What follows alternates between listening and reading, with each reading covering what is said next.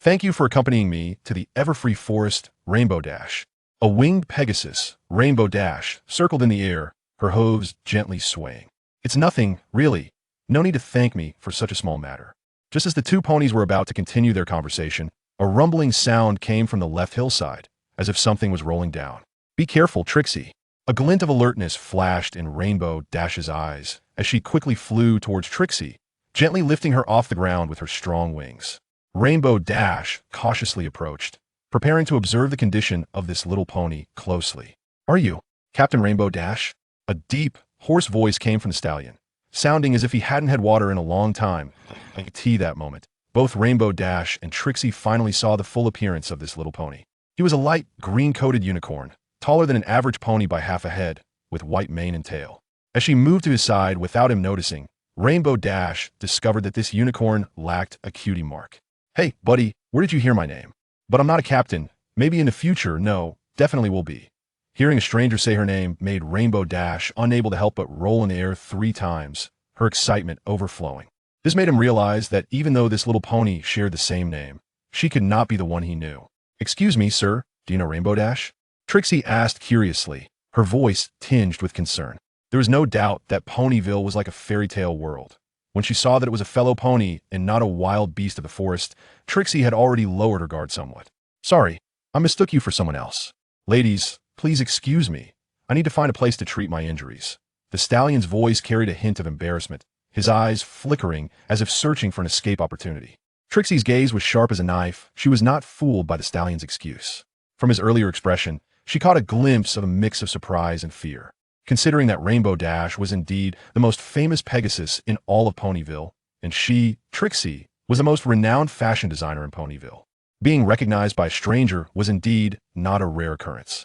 This situation seems quite wrong, sir. The stallion's lie did not escape Trixie's keen eyes. She decided to temporarily put aside her plans in the forest and help this stallion in need, while also wanting to understand why he was afraid of her. I've never met Rainbow Dash in Ponyville. You must be from somewhere else, right? Trixie said slowly, her voice carrying a tone of undeniable authority. If there are no familiar ponies to guide you, you won't be able to get out of the forest. During the few minutes Trixie spoke, the stallion tried to leave, but Rainbow Dash was quicker, blocking his escape like a flash of lightning. That's right, let the most enthusiastic Rainbow Dash in all of Ponyville help you out. Rainbow Dash's voice was full of energy, her eyes sparkling with an irresistible enthusiasm. Looking at the stallion's injuries, Rainbow Dash couldn't help but frown. He had several large abrasions on his body, and the wound on his head was still bleeding. Though not life-threatening, it certainly looked quite grim. Then thank you both. The stallion sighed, his voice carrying a hint of resignation. He knew he couldn't refuse the help of Trixie and Rainbow Dash, so he nodded in agreement. Thus, he followed the two ponies out of the forest. What's your name? What brings you to the outskirts of the ever-free forest? As they walked, Rainbow Dash asked. Aside from being enthusiastic, the Rainbow Pony was also quite curious.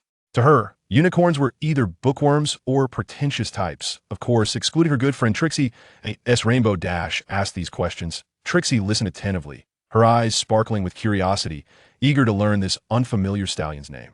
You can call me Vortex. No, Emerald Vortex. I was chased by a pack of beasts and accidentally entered this forest using a random teleportation spell. Hello, I'm Rainbow Dash, the coolest pony in all of Ponyville. Rainbow Dash proudly introduced herself, her tail flicking gently, showcasing her confidence. This is Trixie, the best fashion designer in Ponyville. We came to the forest to help Trixie find some gems for decorating clothes. Emerald Vortex noticed something. A glint of surprise crossed his eyes as he saw the color of his coat change. His body was no longer the same as before. He had once been a human, but didn't know why he had crossed over into this world of talking ponies, and this was likely his second crossing. The reason he realized this was simple. The Rainbow Dash and Trixie of this world were entirely different from the ones in the last world. Rainbow Dash was still that cool, impulsive, and enthusiastic pony, and Trixie was alive. Yes, indeed, in the last world, Trixie had died due to a disaster. A complex emotion surged within Emerald Vortex. He didn't know whether to tell them this secret or remain silent. Vortex, what are you thinking about?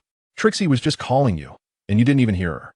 Sorry, I was just reflecting on how beautiful Ponyville is. Emerald Vortex could even name every street and shop in Ponyville, but he had never seen Ponyville before the disaster, and now his wish was fulfilled. He apologized to Trixie, his tone carrying a hint of regret. What I mean is, sir, you should respect a lady who is speaking to you instead of standing there dazed.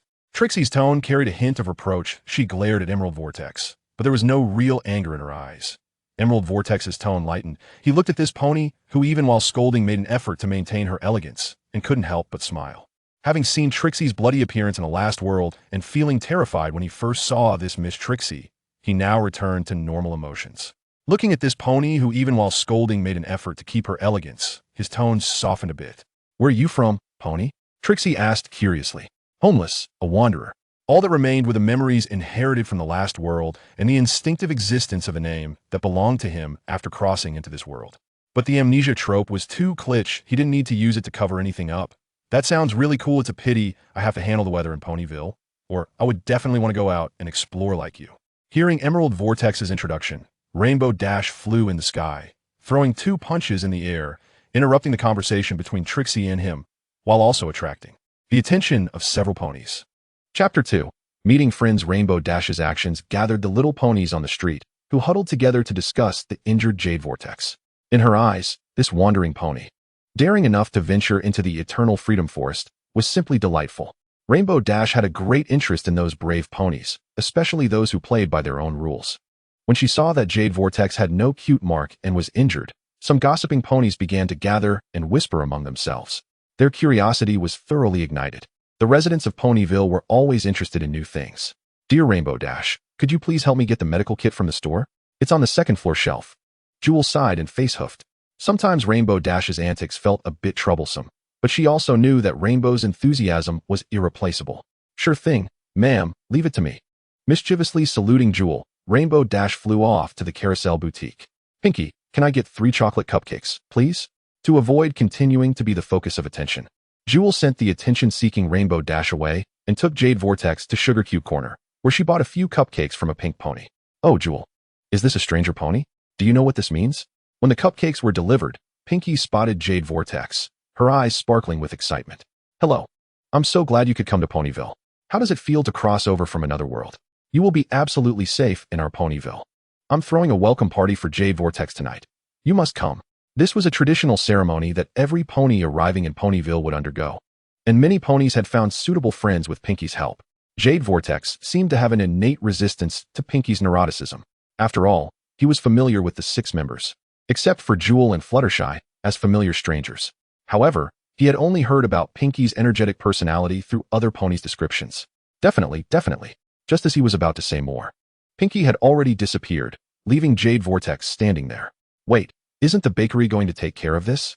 He tried to call Pinky back, but Mrs. Cake and Mr. Cake had just walked in, clearly indicating that Pinky had anticipated their arrival. "Let's continue our chat." Jewel's words were practical and direct. Jade Vortex understood that having suddenly crossed over, he was indeed broke. It was impossible to freeload in Ponyville. He had to find a job. "I can help you find a job and a temporary place to stay. What are you good at?" Out of kindness, Jewel made this suggestion.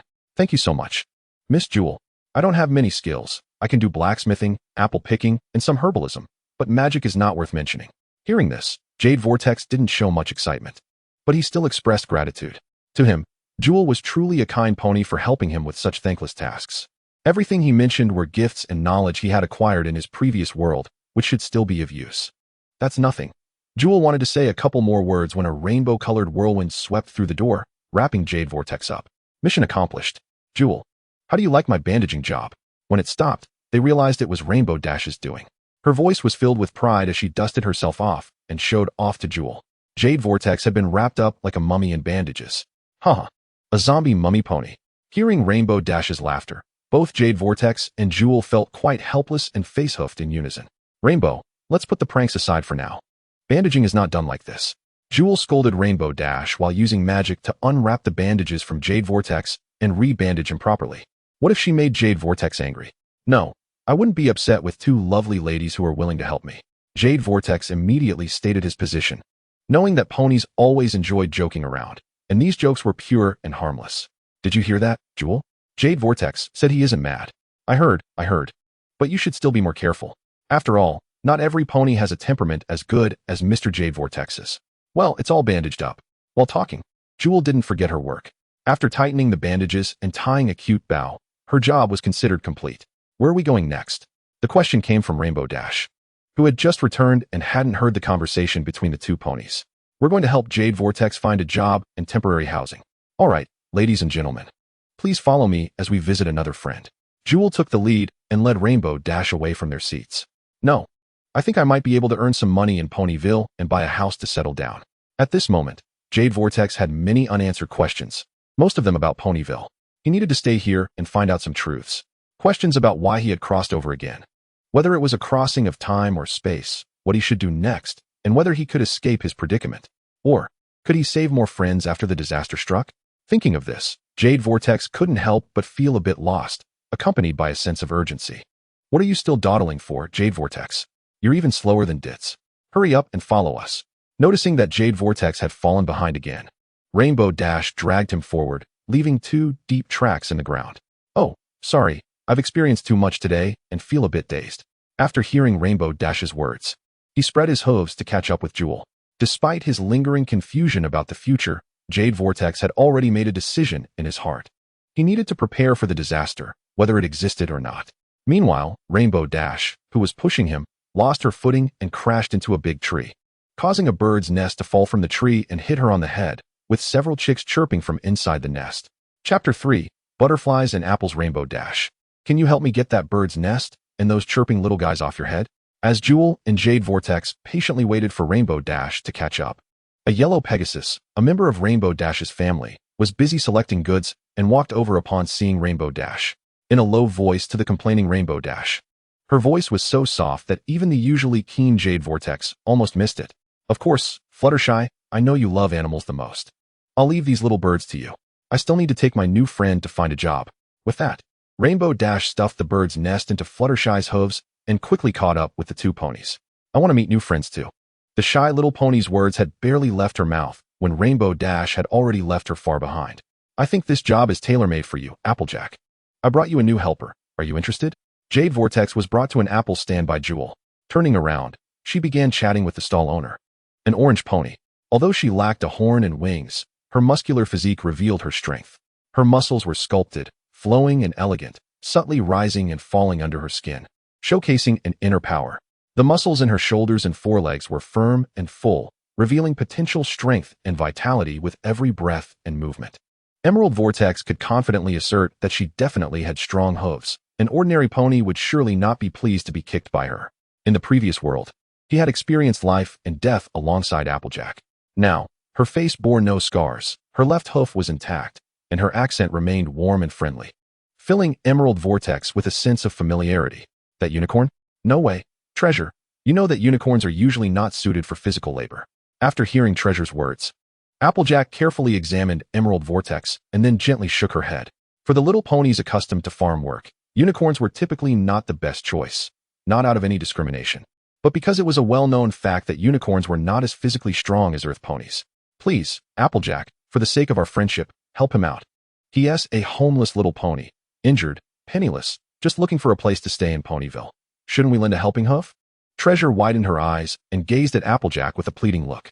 All right, but he must first pass the Apple Family's test. Despite feeling the pressure, she ultimately agreed. For Emerald Vortex's miserable appearance and the bandages wrapped around him clearly indicated his injuries. Did you hear what Treasure and I just said, sir?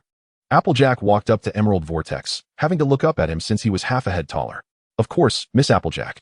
I would be honored to accept your test. Emerald Vortex readily agreed. Even though he had changed bodies, he could still feel his strength, as if he were naturally a strong earth pony rather than a unicorn. Since Applejack agreed, I'll head to the shop now. If you need anything, you can find me at the Carousel Boutique. If you don't know the way, you can ask Applejack. With the task accomplished, Treasure bid farewell to Emerald Vortex. What about you, Rainbow Dash? Are you coming with me or staying here with Emerald Vortex? Upon hearing Treasure's words, Rainbow Dash remembered her schedule, said goodbye to the 2 ponies, and took off, soaring through the clouds, leaving a trail of cloud fragments behind. Now, it's up to you to see if you can pass the test, Emerald Vortex. Trust me, I won't let you down. Emerald Vortex did not hesitate. Instead, he reached out his hoof to bump hers. I think I'm starting to like you. You must be a good friend. This gesture from Emerald Vortex made Applejack happy. It was undoubtedly a plus, making her consider whether she should slightly ease the test standards. It's nothing. I think we've become friends, Haven Tiwi? Of course. I will definitely be a very good friend to you. Wait a moment while I tidy up the stand. I can't wait to see how you perform in our sweet apple acres. She placed her hoof on Emerald Vortex's shoulder and gave him a couple of pats before quickly jogging to put the apples from the stand into a cart. I'll help. Emerald Vortex assisted in loading a few boxes of apples onto the cart, then followed Applejack to the place where he would begin working. Sweet Apple Acres. Located on the outskirts of Ponyville is a large apple farm meticulously managed by the Apple family, run by Granny Smith, Big Macintosh, Applejack, and their youngest sister, Apple Bloom. Of course, most of the time, the elderly Granny Smith serves as the matriarch, while most of the hard work is handled by Big Macintosh and Applejack. Even so, Sweet Apple Acres remains the top farm in Ponyville. You've come at just the right time, friend. The summer celebration is approaching, and Princess Celestia will also be visiting Ponyville. This is an event you want to miss.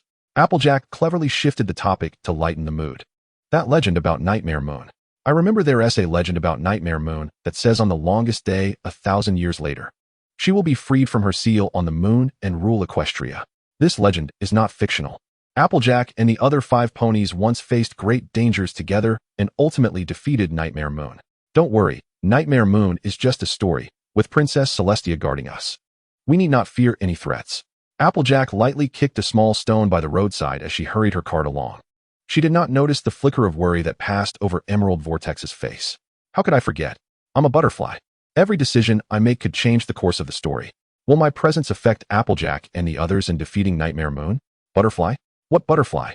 If you're interested in butterflies, you can ask Fluttershy. She is the expert in taking care of little animals in Ponyville. As Emerald Vortex pondered, he accidentally let slip some of his thoughts. Fortunately, Applejack, who was leading the way, didn't catch everything, only vaguely picking up on the word butterfly, which reminded her of another friend. Chapter 4. Welcome party. No, it's nothing. I was just wondering where I could find sulfur and saltpeter. He denied what he had just said. Emerald Vortex began to think of strategies. Since the trajectory of the story had already changed, why not rewrite it completely? After all, in the previous world, he had mastered the art of weapon making, and sulfur was something he had prepared to make gunpowder.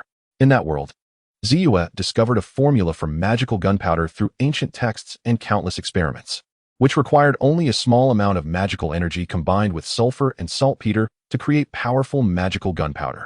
With Emerald Vortex's superb blacksmithing skills, they crafted an innovative hoof gun together. If you want those things, you can ask Big Mac. His family runs a quarry, and they might have what you need. The 2 minerals did not lead Applejack to think of anything that existed.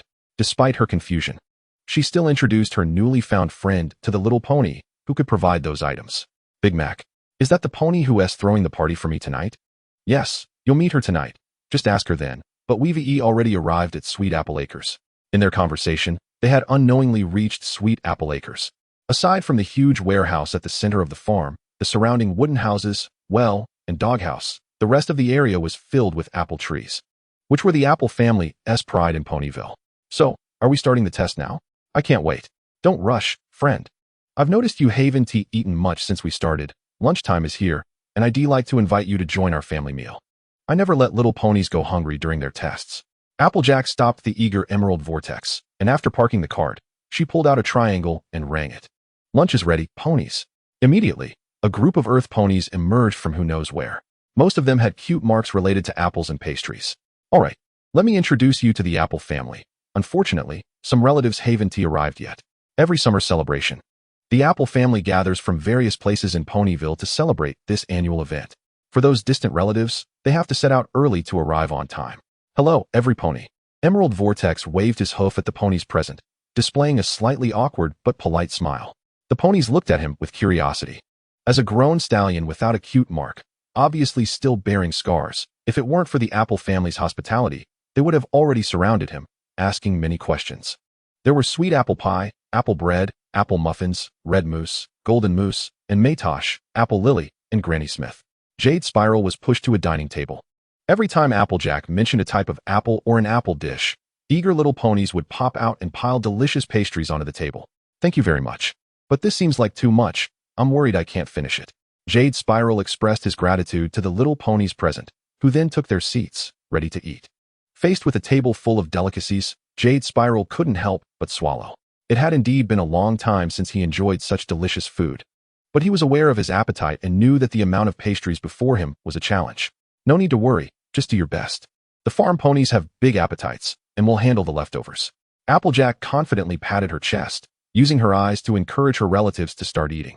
As the main pony of Sweet Apple Acres, Applejack and her family sat at the same table as Jade Spiral. Try the apple muffin. It tastes great. And there's candied apple pie. Applejack enthusiastically passed food to the slightly reserved Jade Spiral, continuously piling dishes she thought were delicious in front of him. To avoid disappointing her, every time she handed over food, Jade Spiral quickly ate these delicacies. Each one was extremely delicious. The apple muffin was baked just right. Crispy on the outside and soft on the inside. The candied apple was crispy and tasty, with the natural sweetness of apples in every bite. The apple pie was exquisite, with the jam perfectly blending various flavors. Although he wasn't completely full yet, Jade Spiral was already struggling to keep up with Applejack's enthusiastic feeding. Applejack, you've given me all the food. What are you all eating? Jade Spiral called out several times, finally making Applejack stop piling food in front of him. Sister, that candied apple is what I want to eat. Oh, I didn't notice, but don't worry, I'll get some more from somewhere else. Applejack scratched her head shyly with her hoof, while Apple Lily looked at her discontentedly. The usually taciturn Maytosh seemed a bit helpless, while the elderly Granny Smith dozed in her rocking chair. As soon as she finished speaking, Applejack darted into the kitchen, leaving Jade Spiral, Maytosh, and Apple Lily staring at each other. You don't have a cute mark. Won't other little ponies laugh at you? In the end, it was Apple Lily who broke the silence. As a young pony without a cute mark, she often suffered ridicule from classmates at school. Now seeing Jade Spiral, an older individual who also lacked a cute mark, she couldn't help but voice her concern. Maytosh, who was drinking apple juice, sprayed out the juice in surprise. He didn't expect his little sister to be so bold as to ask another pony about such a sensitive topic. What? No, my dear little friend. I don't care about the laughter from other little ponies because I can do many things they can't. Fortunately, Jade Spiral was a pony who was particularly tolerant of young ponies. Like what? I'm a skilled blacksmith. I can forge various iron tools.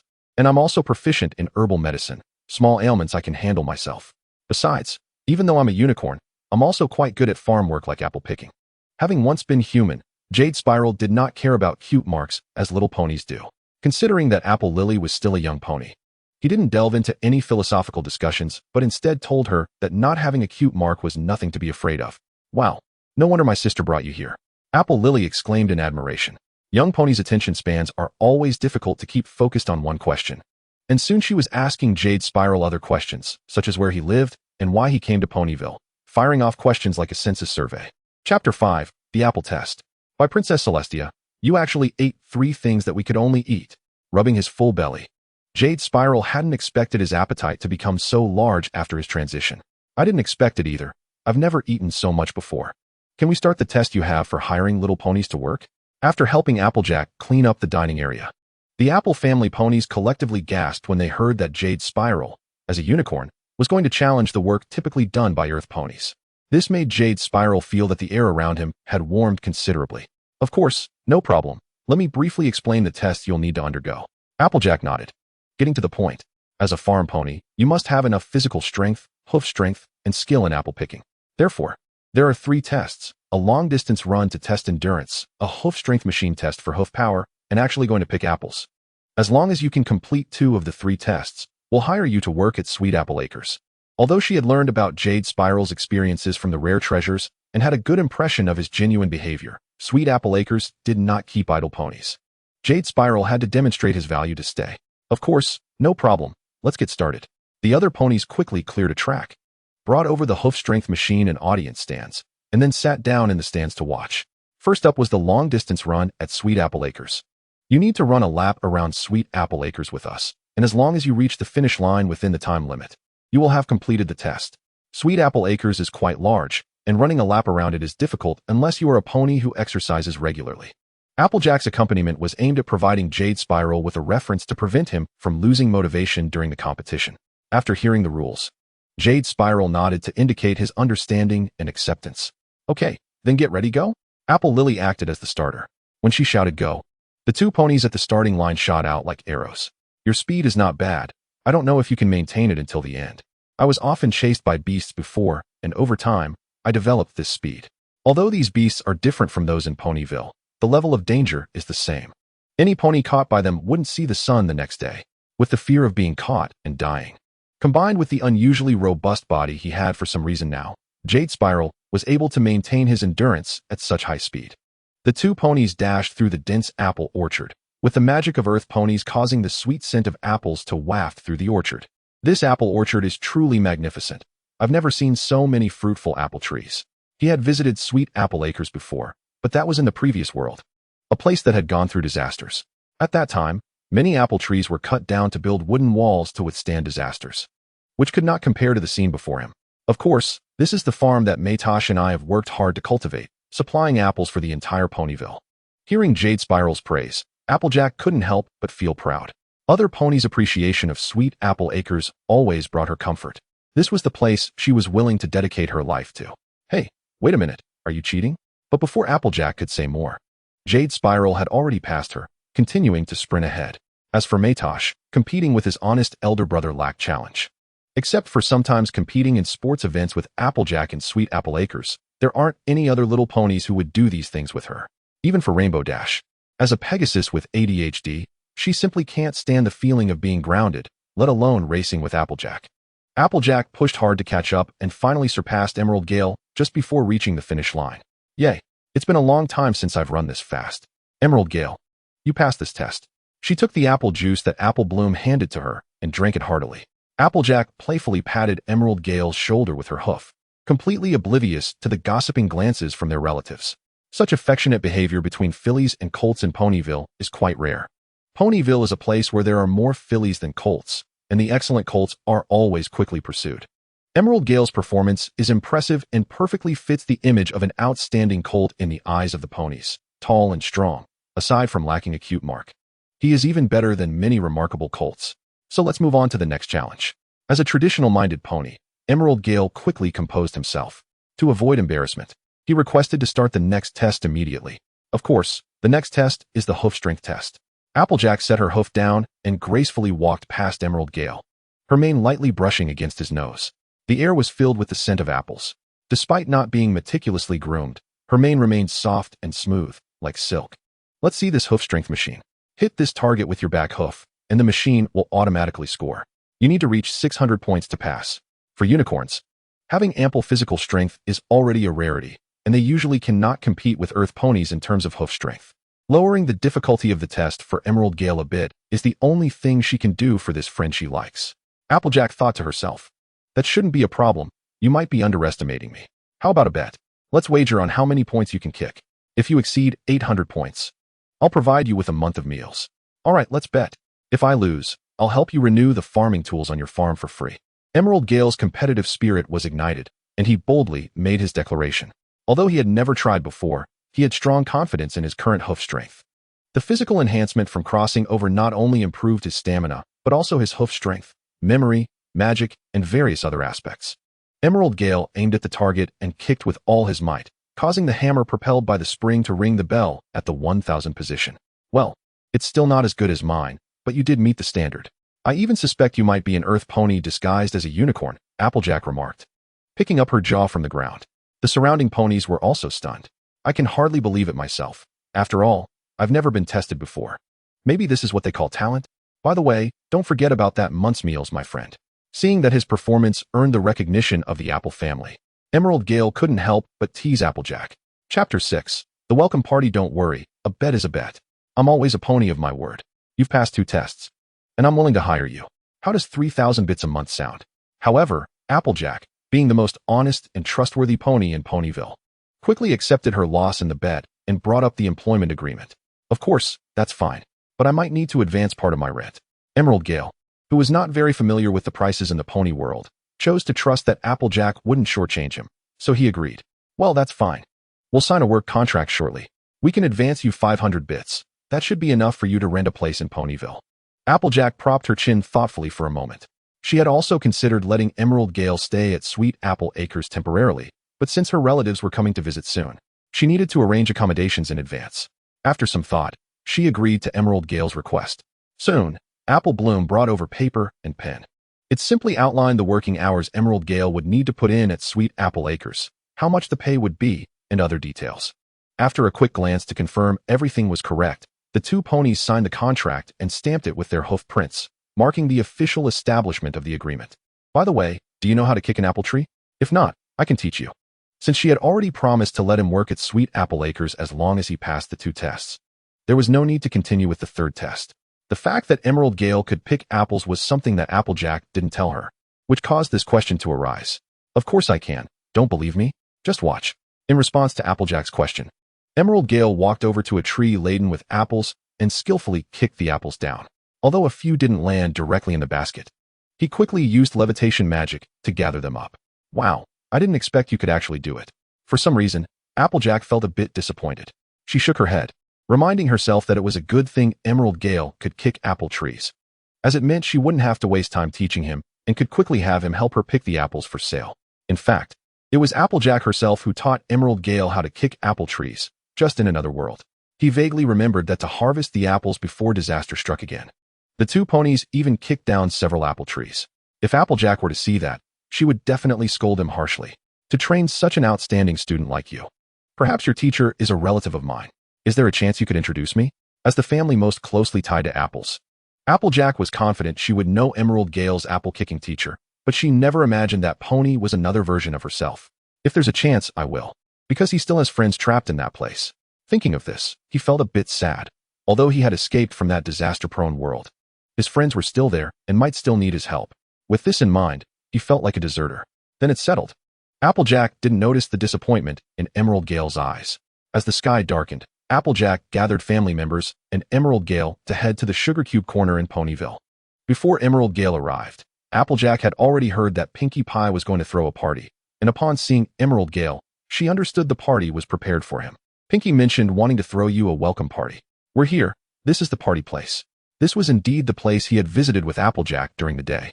Emerald Gale led the way, not noticing that the Apple family members were deliberately slowing down their pace as Applejack pulled them back. When he pushed open the shop door, several firecrackers were set off by the little ponies hidden behind the door, and streamers floated out.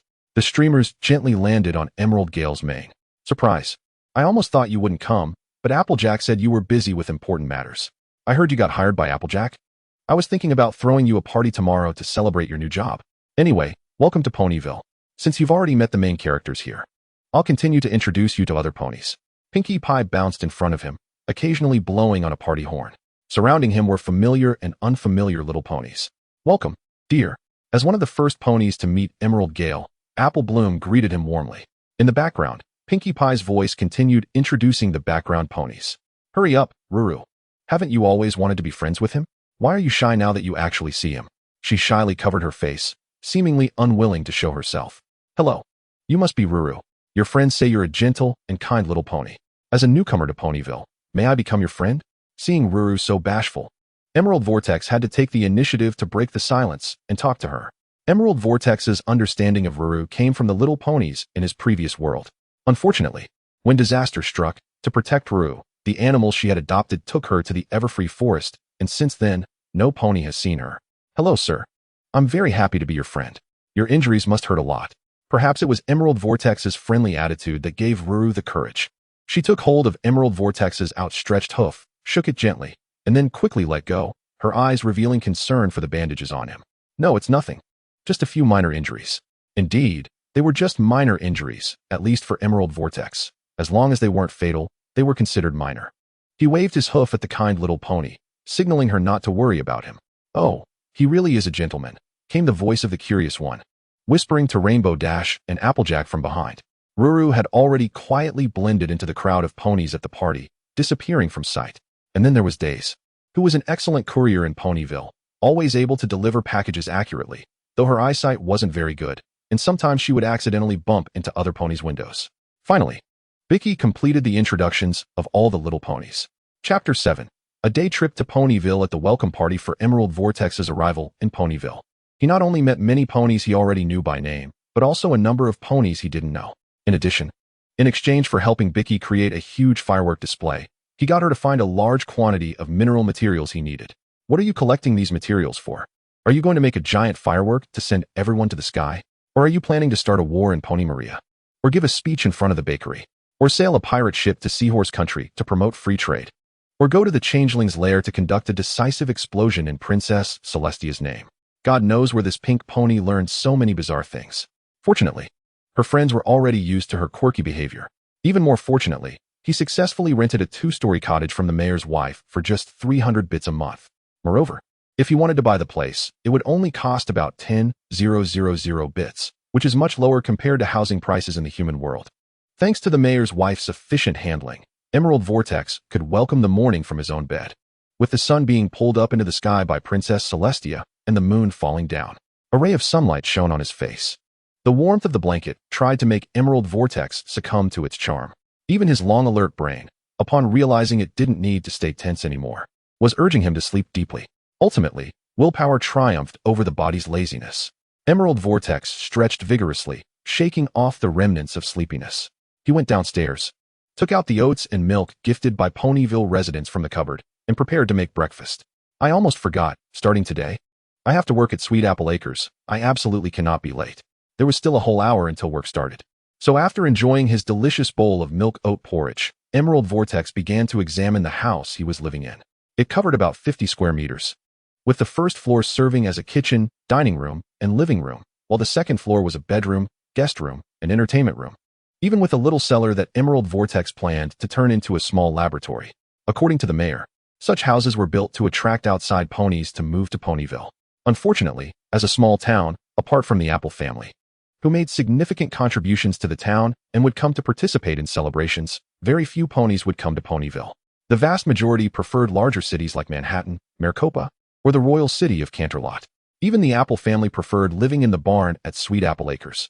The arrival of Emerald Vortex made the mayor extremely happy. At least the long vacant house was finally put to use, and from Emerald Vortex's attitude, it seemed very likely he would settle in Ponyville for the long term, which was undoubtedly good news for Ponyville's population. The house was fully equipped, and after work in the evening, he only needed to go to town to replenish some daily necessities to have a warm home. With such thoughts, Emerald Vortex stepped out of his house and headed to Sweet Apple Acres.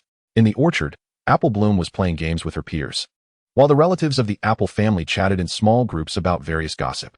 "Thank goodness, we thought you'd arrive just at the last moment," said Applejack, who came out of the house holding a slice of apple pie and greeted him upon seeing Emerald Vortex. Emerald Vortex noticed that Applejack was not wearing her signature cowboy hat today, revealing her long ponytail hidden under the hat. The ponytail swayed with her movements, and her demeanor shifted from 7 parts cool and 3 parts gentle to 7 parts gentle and 3 parts cool. "I came over quickly since I didn't have much to do this morning. After all, it's my first day at work, and I need to make a good impression on the boss." He shook his head, trying to rid himself of thoughts about how pretty the little ponies were. "Eating something so sweet this early in the morning, don't you think it's too much?" Emerald Vortex genuinely worried about the little ponies in this world, as their meals mostly consisted of sweets. Fortunately, they didn't view food through human eyes. Otherwise, they might have had blood sugar problems long ago. "Just in time. I'm planning to renovate the old barn. You can come help. This slice of apple pie is for you. Don't forget the bet we made yesterday. I promised to provide you with meals for a month." Applejack shoved the apple pie into Emerald Vortex's hoof and pointed to the old barn that looked quite dilapidated not far away. Due to the number of relatives being too many, the existing houses in the orchard were insufficient to accommodate so many ponies.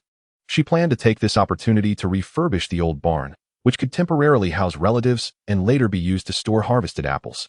"After we finish the pie and have a glass of apple juice, we can start working. I just had oat milk porridge before coming here, and I can't eat so much."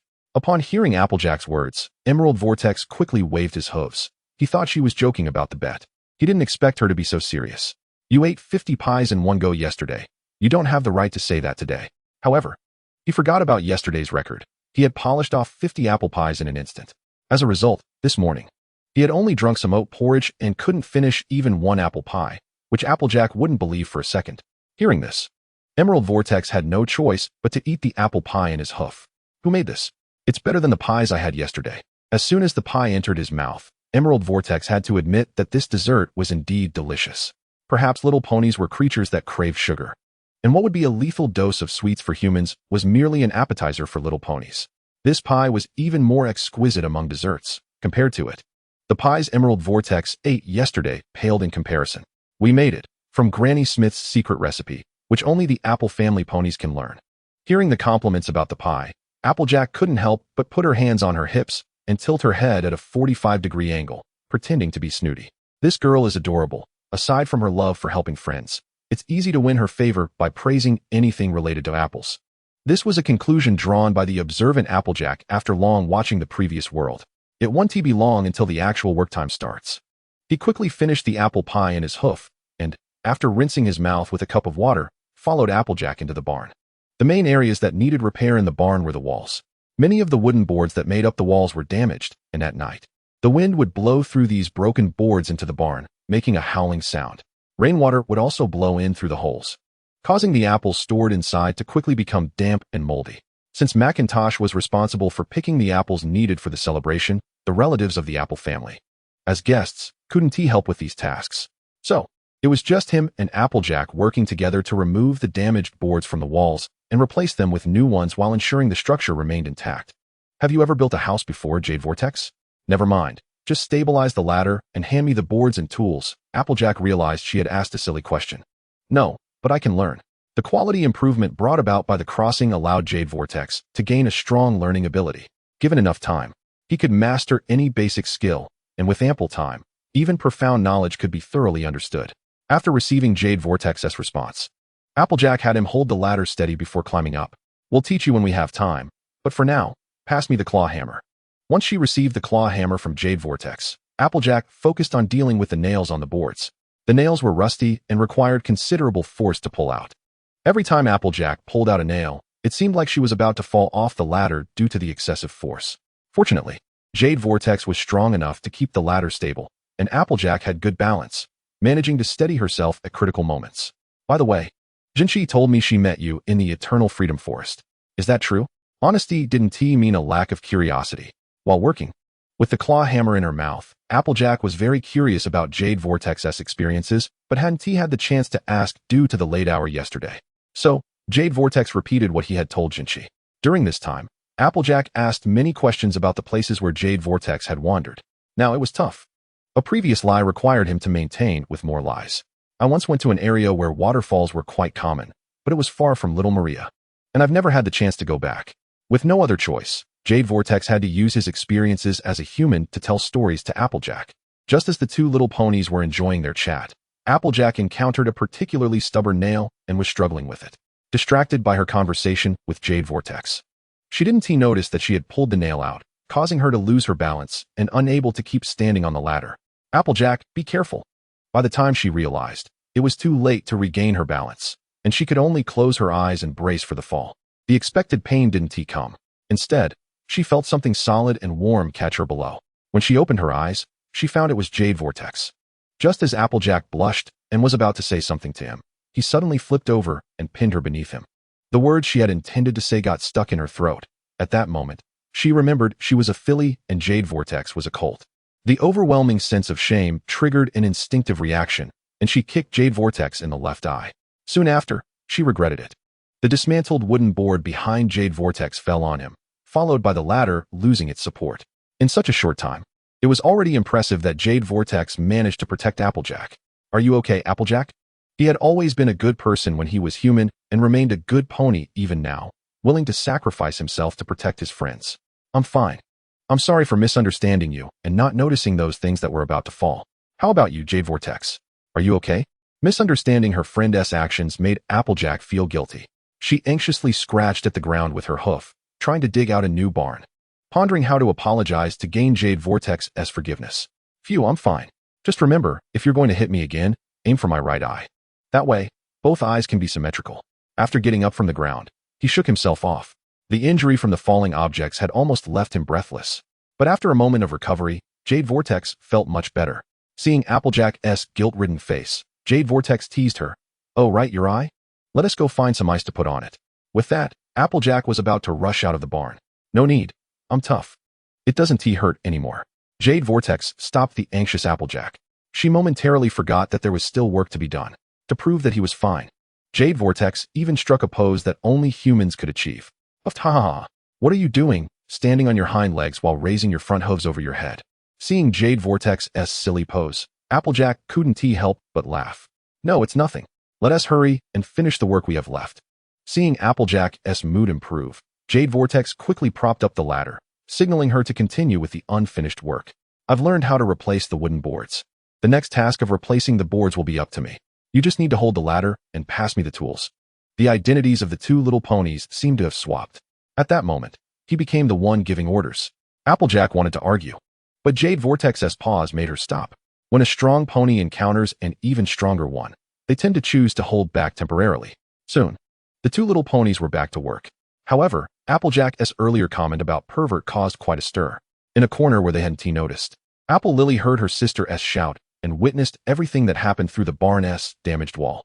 She then quietly informed Macintosh and Granny Smith. As the sun moved westward, evening arrived.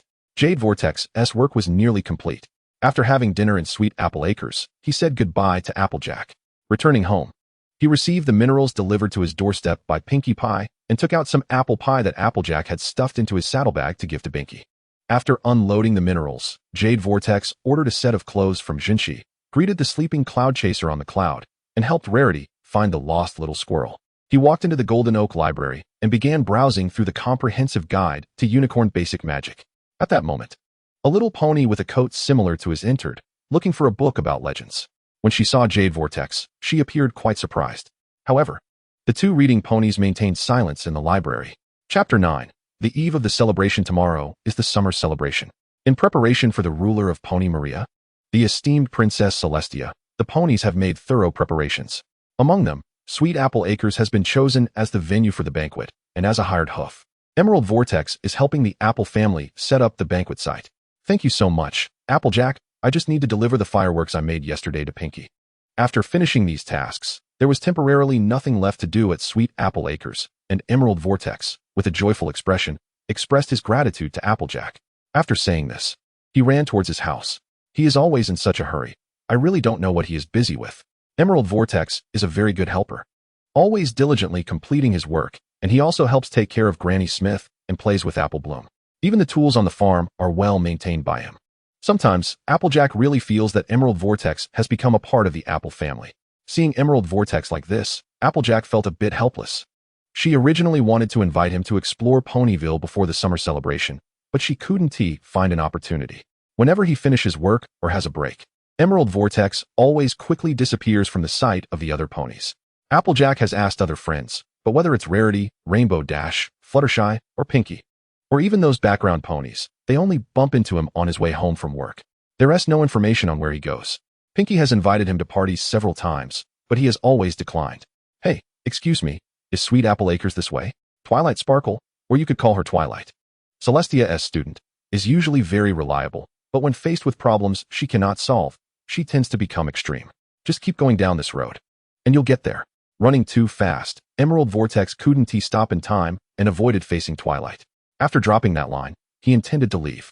He had sworn an oath to Pinkie, and he didn't want to lose a friend over such a small matter. However, he didn't notice that a little dragon jumped down from Twilight and blocked his way, causing him to trip and crash into a fence. Spike, look at what you've done. Oh, I'm sorry. I didn't mean to. I just wanted to stop him, Twilight said with a stern look, wanting to see what he could say. You see, this is the second pony you've talked to since arriving in Ponyville. I think you should try to make friends with other ponies as the princess requested. As Twilight's loyal assistant, Spike was also anxious about her indifferent attitude towards friendship.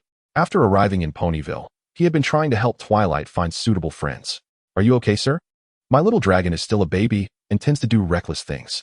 A pony who was familiar with the ways of the world used magic to help Emerald Vortex up. Oh my, he is so tall. And why doesn't he have a cute mark? When Emerald Vortex stood up, Twilight, who was apologizing beside him, realized that this pony was actually half a head taller than her. It's nothing, Miss Twilight. We all know that little ones tend to cause trouble. I'm not angry over such things. He dusted off his coat with a hoof. Emerald Vortex also felt speechless about this unexpected disaster, but wasn't angry. However, I have some urgent matters now and can't chat with you for long. See you tonight. Quickly ending the side conversation with Twilight, he turned and continued towards home. Oh, I'm relieved to hear that. Wait, how did you know my name is Twilight? And what do you mean by see you tonight? Twilight gently brushed her hoof over her chest, relaxing, and upon hearing that he wouldn't pursue the matter, she let out a sigh. Then she suddenly realized. In her conversation with Spike, she had never mentioned her name, but this strange pony was able to say it. The pony had already left. Didn't you still need to check on the banquet preparations? When the celebration starts, you will definitely run into him, and you can ask about this topic then. She walked in the opposite direction of Emerald Vortex. Hey, Emerald Vortex, guess what I just saw?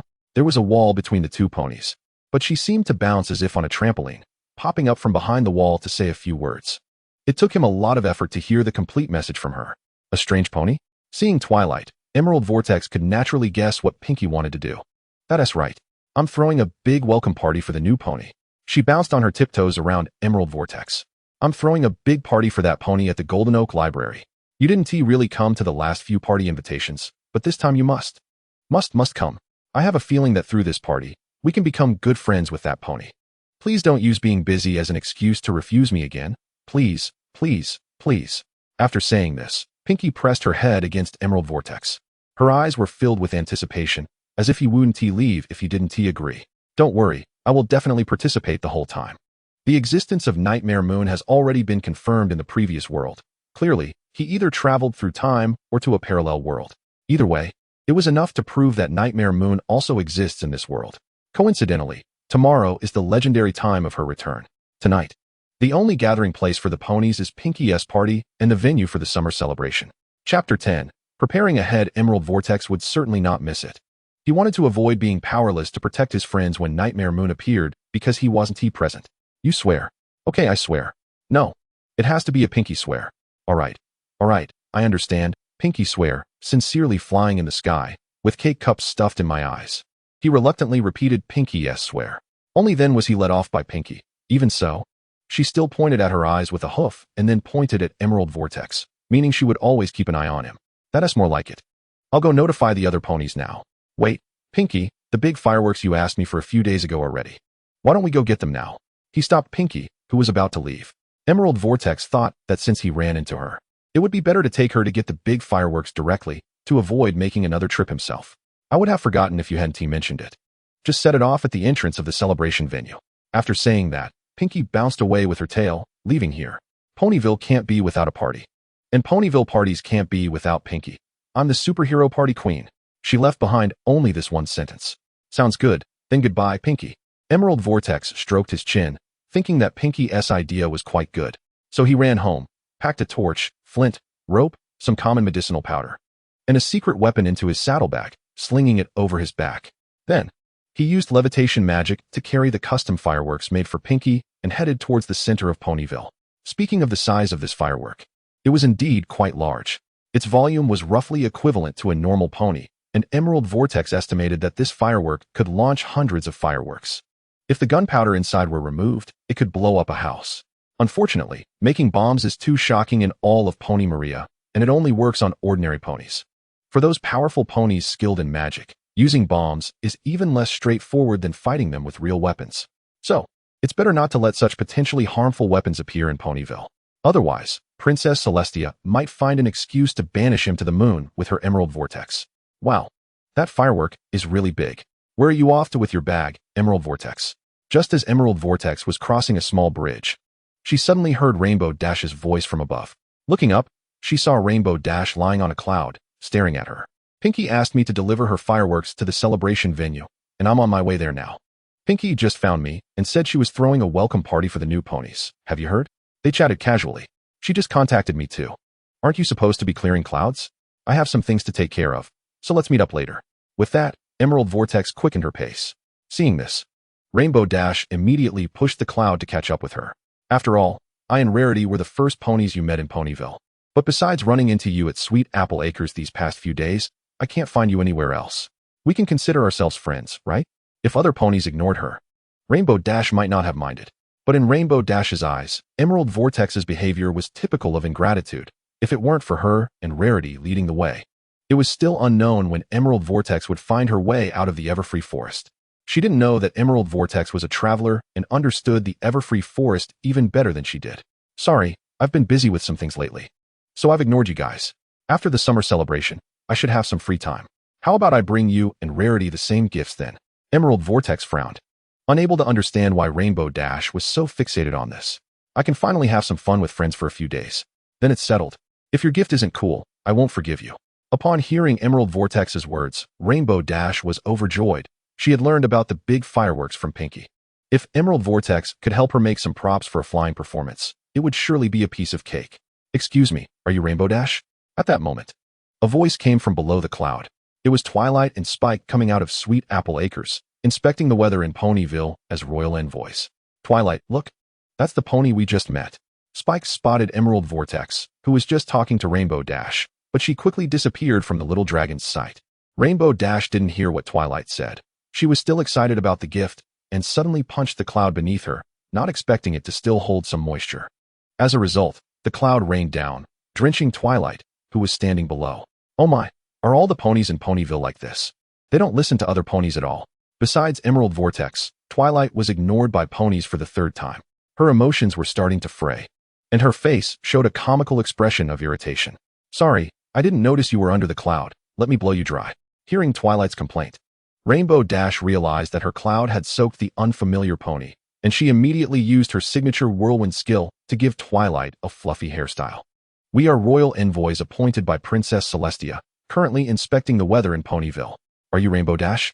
Seeing Twilight had gone a bit crazy, Spike had to take over the task. Yes, that's me. I'm Rainbow Dash. I'll clean up the sky right away. Knowing she was in the wrong, Rainbow Dash didn't boast anymore and cleaned up Ponyville's sky within 10 seconds. I'm really sorry, but you look too funny like this. Then she lay on the cloud, holding her belly and laughing at Twilight's hairstyle. Oh my, she's really fast, don't you think? Spike nudged Twilight with his elbow, but soon his notebook was snatched away by her.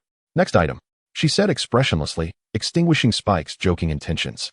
In this situation, making fun of Twilight would be dangerous. Her experiences since arriving in Ponyville had driven her crazy. Any little inconvenience could temporarily turn Twilight into a mad pony. Chapter 11. Summer Celebration. After finishing setting up the fireworks, Emerald Vortex wandered around Ponyville a bit. Hey, Lyra, good evening. She greeted a familiar pony and headed towards the Golden Oak Library. Good evening, Vortex. Responding was a similarly light green unicorn named Lyra Heartstrings, whose cute mark was a harp. She was the pony closest to Emerald Vortex besides Pinkie. The two had met while looking for books in the Golden Oak Library. At that time, Lyra was searching for books about humans, while Emerald Vortex was hoping to find some books on magic teaching. As a newly transformed unicorn, the only spell she could cast was the levitation spell, relying on her unicorn instincts. These two rare unicorns in Ponyville happened to appear at the Golden Oak Library, which was seldom visited by other ponies. At the same time, they naturally struck up a conversation. Having lived as a human, Emerald Vortex made many useful suggestions for Lyra's research on humans, while Lyra, who had studied at the Royal Academy of Unicorn Magic, provided a lot of guidance for Emerald Vortex's magic learning. Just like that, the two ponies pushed open the door side by side and entered the Golden Oak Library. Why is that pony on fire? As soon as they entered, Emerald Vortex and Lyra saw a pony jumping up from the ground with her hair and tail on fire. Perhaps it's Pinkie's prank? Hey, everyone, good evening. Once inside the library, Emerald Vortex realized there were quite a few ponies attending the party tonight. After all, tomorrow was the summer celebration, and ponies wanted to witness Princess Celestia raise the sun firsthand. Pinkie's party was just the thing to help them pass the night. Applejack. What just happened? After greeting a few ponies, Emerald Vortex walked over to Applejack to inquire about the situation. Lyra, on seeing her friend, greeted him and went to chat with other friends. Oh, our pink little curls secretly added hot sauce to the drinks, and the new pony didn't notice and drank it, resulting in her catching on fire. The farm girl looked at Pinkie with a reproachful gaze, believing this prank was a bit too harsh for the new pony. Why are you looking at me like that? Hot sauce on cake actually tastes great. You'll find out if you try it. After squeezing hot sauce on a piece of cake from Spike's hand and popping it into her mouth, Pinkie turned back to her friends and said, with a helpless shrug, even Emerald Vortex had no way to deal with this happy pink ball of fluff. After all, she genuinely wanted every pony to feel happy. I remember you. You're that little dragon who blocked my way during the day, right? Soon, everyone scattered, immersing themselves in the party atmosphere. Emerald Vortex approached Spike to chat, as he wasn't that interested in party games and dancing. Yes, that's right. May I ask what your name is, sir? You can call me Emerald Vortex. I'm a pony who just settled in Ponyville a few days ago. Would you like to talk about your home? Emerald Vortex felt a bit confused about the relationship between a pony and a dragon. He wasn't sure if it was a pet relationship, a mother-child relationship, or a friendship, so he chose a neutral term to describe their relationship. Most of Emerald Vortex's understanding of Twilight came from after the disaster, that stubborn leader, but on the contrary, he didn't know much about Twilight during this period. What? Are you curious about Ziyue? Then we have to start from my birth.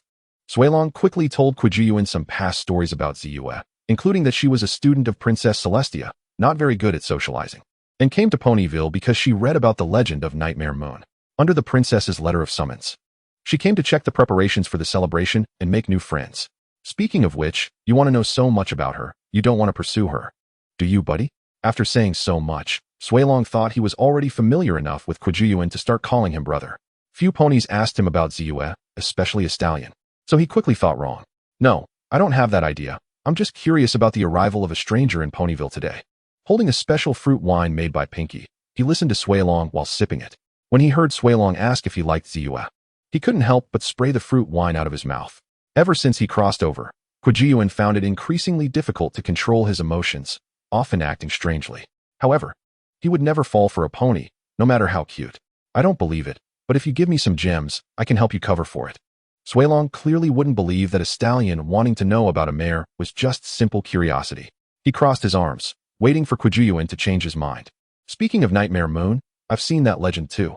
Even if it's fake, I think we still need to be cautious. Seeing that he couldn't explain clearly, Kwajuyuan chose to change the subject and talk about Nightmare Moon. He knew that besides him and Ziyue, and possibly the informed Princess Celestia, no other pony would believe that Nightmare Moon really existed. So you and Ziyue must get along well. Why not consider it? 3 gems. And this loyal little dragon can help you pursue that bookish beauty. 2 gems would do. Even 1 gem isn't out of the question. Even after repeatedly lowering the price, Suilong still couldn't get a gem from Kwajuyuan. Kwajuyuan also wouldn't really believe that Suilong would sell out his own kind for just a few gems. This was indeed a joke from Suilong. Seeing that the joke didn't get a response, he ran to the side to play tail tag with other ponies. Come on, Vortex. The summer celebration is about to start. We need to find a good spot. Time passed quickly, and it was almost time for the sun to rise when friends woke Kwajuyuan, who was dozing off. The ponies all walked towards the venue. With the help of Applejack and Rainbow Dash, they occupied the front row. Several friends whispered to each other, while Fluttershy directed the birds to sing as a welcome song for Princess Celestia. After a speech from the mayor, he announced the official start of the summer celebration. Now, I will introduce the ruler of our kingdom, who raises the sun and moon for us day and night, the kind and wise Princess Celestia, who protects our harmonious lives in Ponyville. As the mayor's words ended, Pinky had unknowingly lit the fireworks set outside the venue. A beam of light shot from a Pegasus towards the place where the princess was about to appear, and Fluttershy directed the birds to sing again, while Rarity pulled back the curtains. Amid cheers, the ponies awaited the princess's appearance on the platform. Chapter 12, Nightmare Moon. However, after a long time, the princess still did not appear. Things seemed to be a bit off. Ziyue reacted first when the mayor was speaking. She noticed that the shadow resembling Nightmare Moon on the moon in the sky had disappeared. This made the ponies on site start to become restless. Rarity looked behind the curtains but found no trace of the princess, which made the ponies panic even more. Immediately after, a purple mist spread. Nightmare Moon. An armored black alicorn appeared in the position where the princess was supposed to appear, and Ziyue called out her name. Oh, my dear subjects. It seems I haven't seen your lovely little faces in a long time. The appearance of this strange alicorn plunged the ponies present into despair.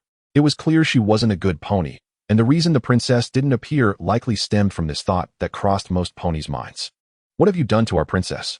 Of course, Rainbow Dash, the loyal and impulsive pony, was not included in this. As soon as Nightmare Moon finished speaking, she intended to take off and attack her. If Applejack hadn't bitten her tail, that would have happened. Ha ha ha ha. Is it not enough to have me as your princess? Don't you recognize me? Nightmare Moon's words made the oblivious Pinky think it was a game. She took this as a riddle game. Soon, Applejack stopped Pinky from provoking Nightmare Moon by stuffing cake into her mouth. Nevertheless, the pony's unfamiliarity with her made Nightmare Moon appear anxious. She spoke words like 1,000 years in crown, which left Ziyue even more confused.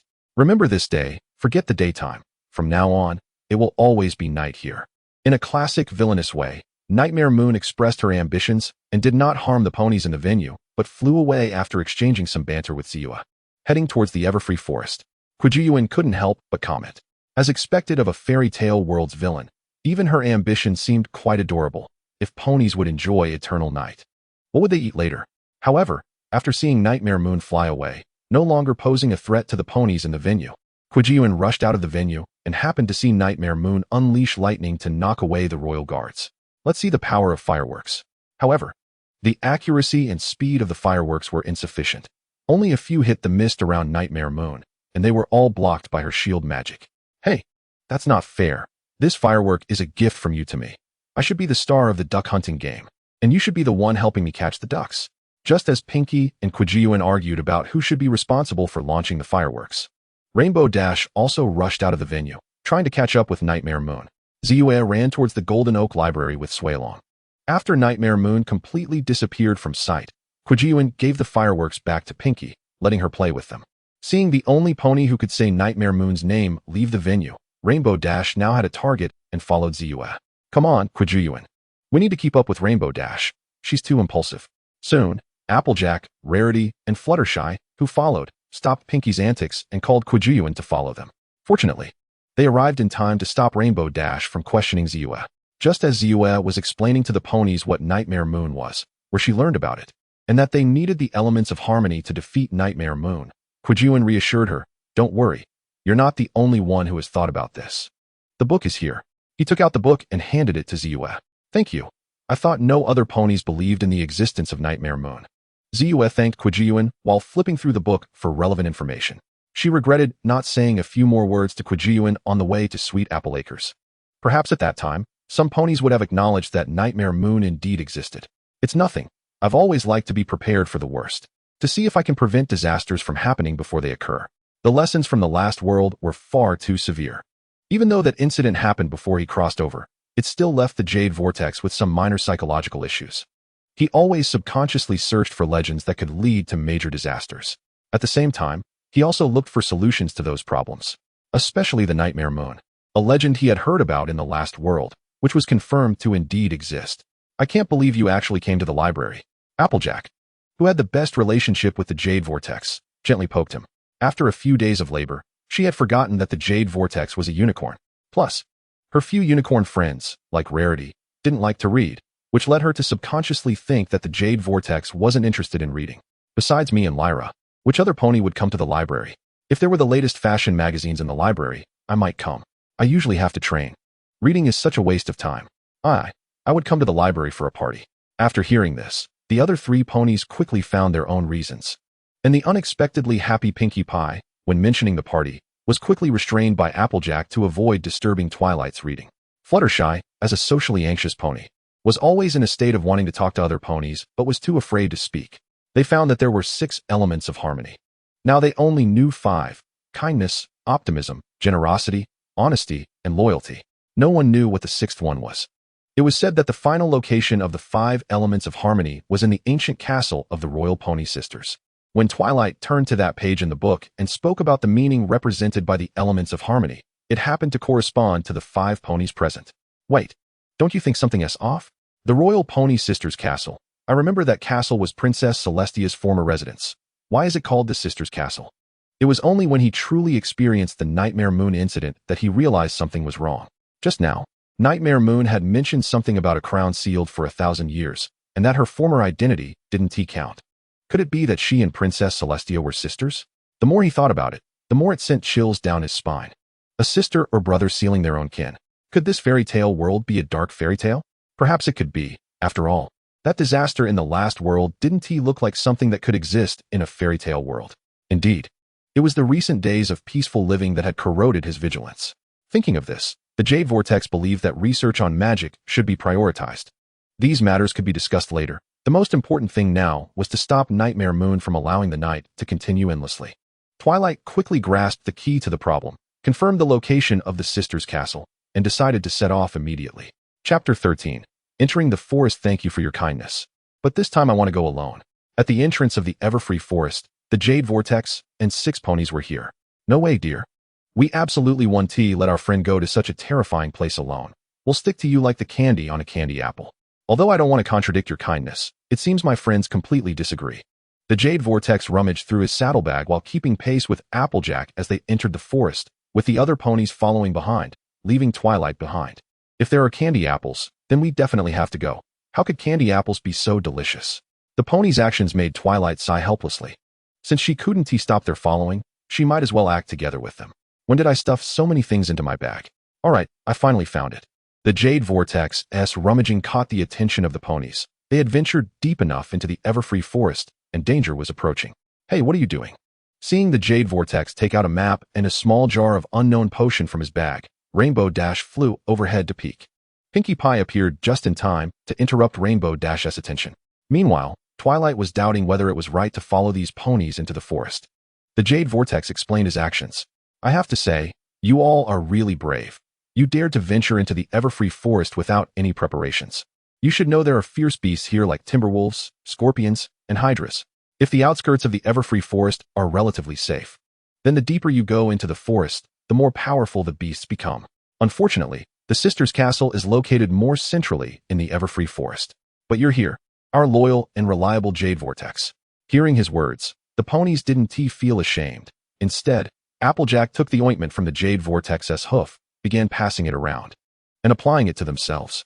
Out of trust for their friends and to guard against the beasts in the Everfree Forest, the ponies all applied it. Haha, I look like a matcha pony cake. After forcibly applying the ointment on Fluttershy, Pinkie Pie covered herself in it, and then passed it to Rarity. I don't want to apply this green, sticky stuff. Watching her friends like that, the beauty-conscious Rarity was reluctant to pass the ointment to Twilight. But the wolf howls coming from afar made her give up her modesty. This doesn't look pretty at all. Once tonight is over, I must take a good bath. She complained while applying the ointment to herself. Finally, there was a reliable pony. Which direction should we head next? Moving closer to the Jade Vortex, Twilight deeply realized how lucky it was to have a pony who could communicate with her after being tormented by the strange behavior of the other ponies. Under the guidance of the Jade Vortex, the ponies' route became clear, so they began to chat. Besides the Jade Vortex, has anyone else been to the Everfree Forest before? Who would come to this forest for no reason? Just look at these trees, they look really scary. And it's really off. They all say it's different from Ponyville. Just as they turned a corner on a mountain path, Rainbow Dash started telling ghost stories, scaring Fluttershy, Rarity, and Pinkie Pie into huddling together. The Jade Vortex estimated that optimistic ponies like Pinkie Pie wouldn't feel scared. They were probably just acting that way to match the eerie atmosphere created by Rainbow Dash. However, when the story reached its most terrifying climax, no one expected the ground beneath them to collapse, and everyone began to slide down the mountain. Except for Rainbow Dash and Fluttershy. The other ponies found themselves in a situation where they were about to fall off a cliff. Applejack, hurry! During the slide, the Jade Vortex used levitation magic to throw a rope from his bag to Applejack. As a pony who grew up on a farm, Applejack was one of the best lassoers in Ponyville. When the rope fell into her hooves, it was as if she had divine assistance. She easily swung it twice, and the rope was securely tied to a sturdy tree. Meanwhile, Rainbow Dash saved Pinkie Pie, and Fluttershy held on to Rarity. After throwing the other end of the rope to the Jade Vortex to prevent him from falling, Applejack slid down the slope and, with the help of the rope, rescued Twilight, who was struggling at the edge of the cliff. After Rainbow Dash and Fluttershy placed Rarity and Pinkie Pie in a safe spot, they flew back up to gather the other ponies. Jade Vortex, do you have any other tools? Can you give me a bamboo dragonfly? That would be so much fun. I want to do it again. Pinkie Pie, still carefree, under her optimistic attitude, eased the ponies' tense emotions from falling off the cliff. After the joke, the little ponies continued their journey. Along the way, they encountered a fierce scorpion-tailed lion, which did not flinch in front of the ponies, making Emerald Vortex think that his ointment had failed. Just as Emerald Vortex was about to take out his weapon to assist his companions in fighting against the scorpion-tailed lion, the timely voice of Rarity asking everyone to stop rang out. After successfully halting the situation, they pulled a wooden thorn from the lion's paw and calmed it down, allowing the ponies to pass this difficult moment. As they ventured deeper into the forest, Emerald Vortex, being the only stallion, took on the responsibility of leading the way. While unbeknownst to him, a purple mist quietly surrounded him. Don't worry, friends, I brought a torch for lighting. Seeing that the trees blocked even the moonlight, Emerald Vortex lit the torch he carried but found that the little ponies who had been following him had vanished. Even he did not know when he had appeared in a palace-like place. Dear Emerald Vortex, why do you want to stop me from making Ponyville better? On the throne sat a unicorn resembling Purple Joy, commanding a group of adorable guards marked with equal signs to capture him. Emerald Vortex dodged around, and as he rushed into a room, the scene suddenly changed. Rainbow Dash, what happened to Ponyville? He discovered himself in a huge factory, where Rainbow Dash, wearing a lab coat, was talking with several other Pegasi. Seeing the familiar ponies brought Emerald Vortex a sense of comfort, but things did not develop as he had anticipated. Damn it, a pony escaped from the device. Quick, catch him. Upon discovering Emerald Vortex, there was no touching scene of friends reuniting. Rainbow Dash pressed the alarm, summoning a group of fierce Pegasi from seemingly nowhere, who seemed intent on devouring him alive. Chapter 14. Terrible Illusion. Emerald Vortex struggled hard to escape from Rainbow Dash's grasp. The reputation of the speedy pony was well-deserved, as he almost fell into her hooves. He then fell from the sky into sweet apple acres, and, for some reason, he was not injured. When he found Applejack, he discovered she was talking with several other ponies. Upon hearing Emerald Vortex's words, Applejack suddenly transformed into a black bug, which Emerald Vortex had seen in a book. This bug was called a changelings, a great enemy of Ponyville. Big Mac, Apple Bloom, and Granny Smith also transformed into the same form. The ambush had failed, the target had been discovered, and capture was underway. Several changelings chased Emerald Vortex into the barn, where he found the real Applejack and other ponies trapped in cocoons. The sight of his friends being harmed ignited a surge of anger in him. In a flash, he kicked several changelings away. Just as he was about to rescue the other ponies, Emerald Vortex stepped out of the barn door. He discovered that the entire Ponyville had transformed into an unrecognizable form, with a chimera-like monster flying in the sky, clutching Rarity's lifeless body. The surrounding buildings were turned upside down in illogical forms, and the roads were filled with soap bubbles, making it easy to slip. Emerald Vortex tried his best to chase after the chimera to ask what had happened, but tripped over a statue of purple joy along the way. When he opened his eyes, he found himself imprisoned in a cell. Hurry up, pony. If you don't dig enough, or today, don't think about resting. The cell door opened, and Emerald Vortex, along with the other ponies, was herded out of the cell by diamond dogs and into a quarry.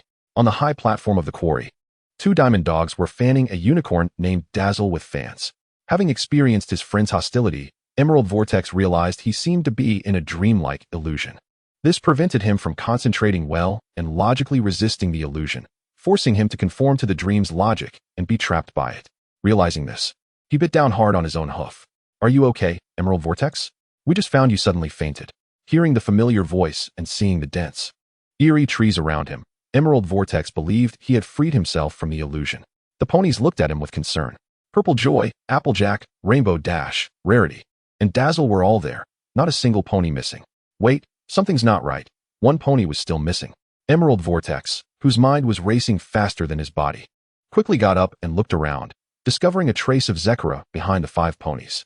I'm fine, you all get back. He hurriedly pulled out a firearm from his saddlebag and shielded the 5 ponies behind him. Yes, that's right, it was a firearm. A type that had never appeared in Ponyville before, which, after modification, could even be operated by ponies with hooves. Emerald Vortex called it a hoof gun, which was another major task he accomplished outside of learning magic and exploring the Eternal Freedom Forest. The reason he took out the hoof gun was simple. The Zekra in front of him was no longer Zekra. Damn it, a zombie shouldn't appear this early.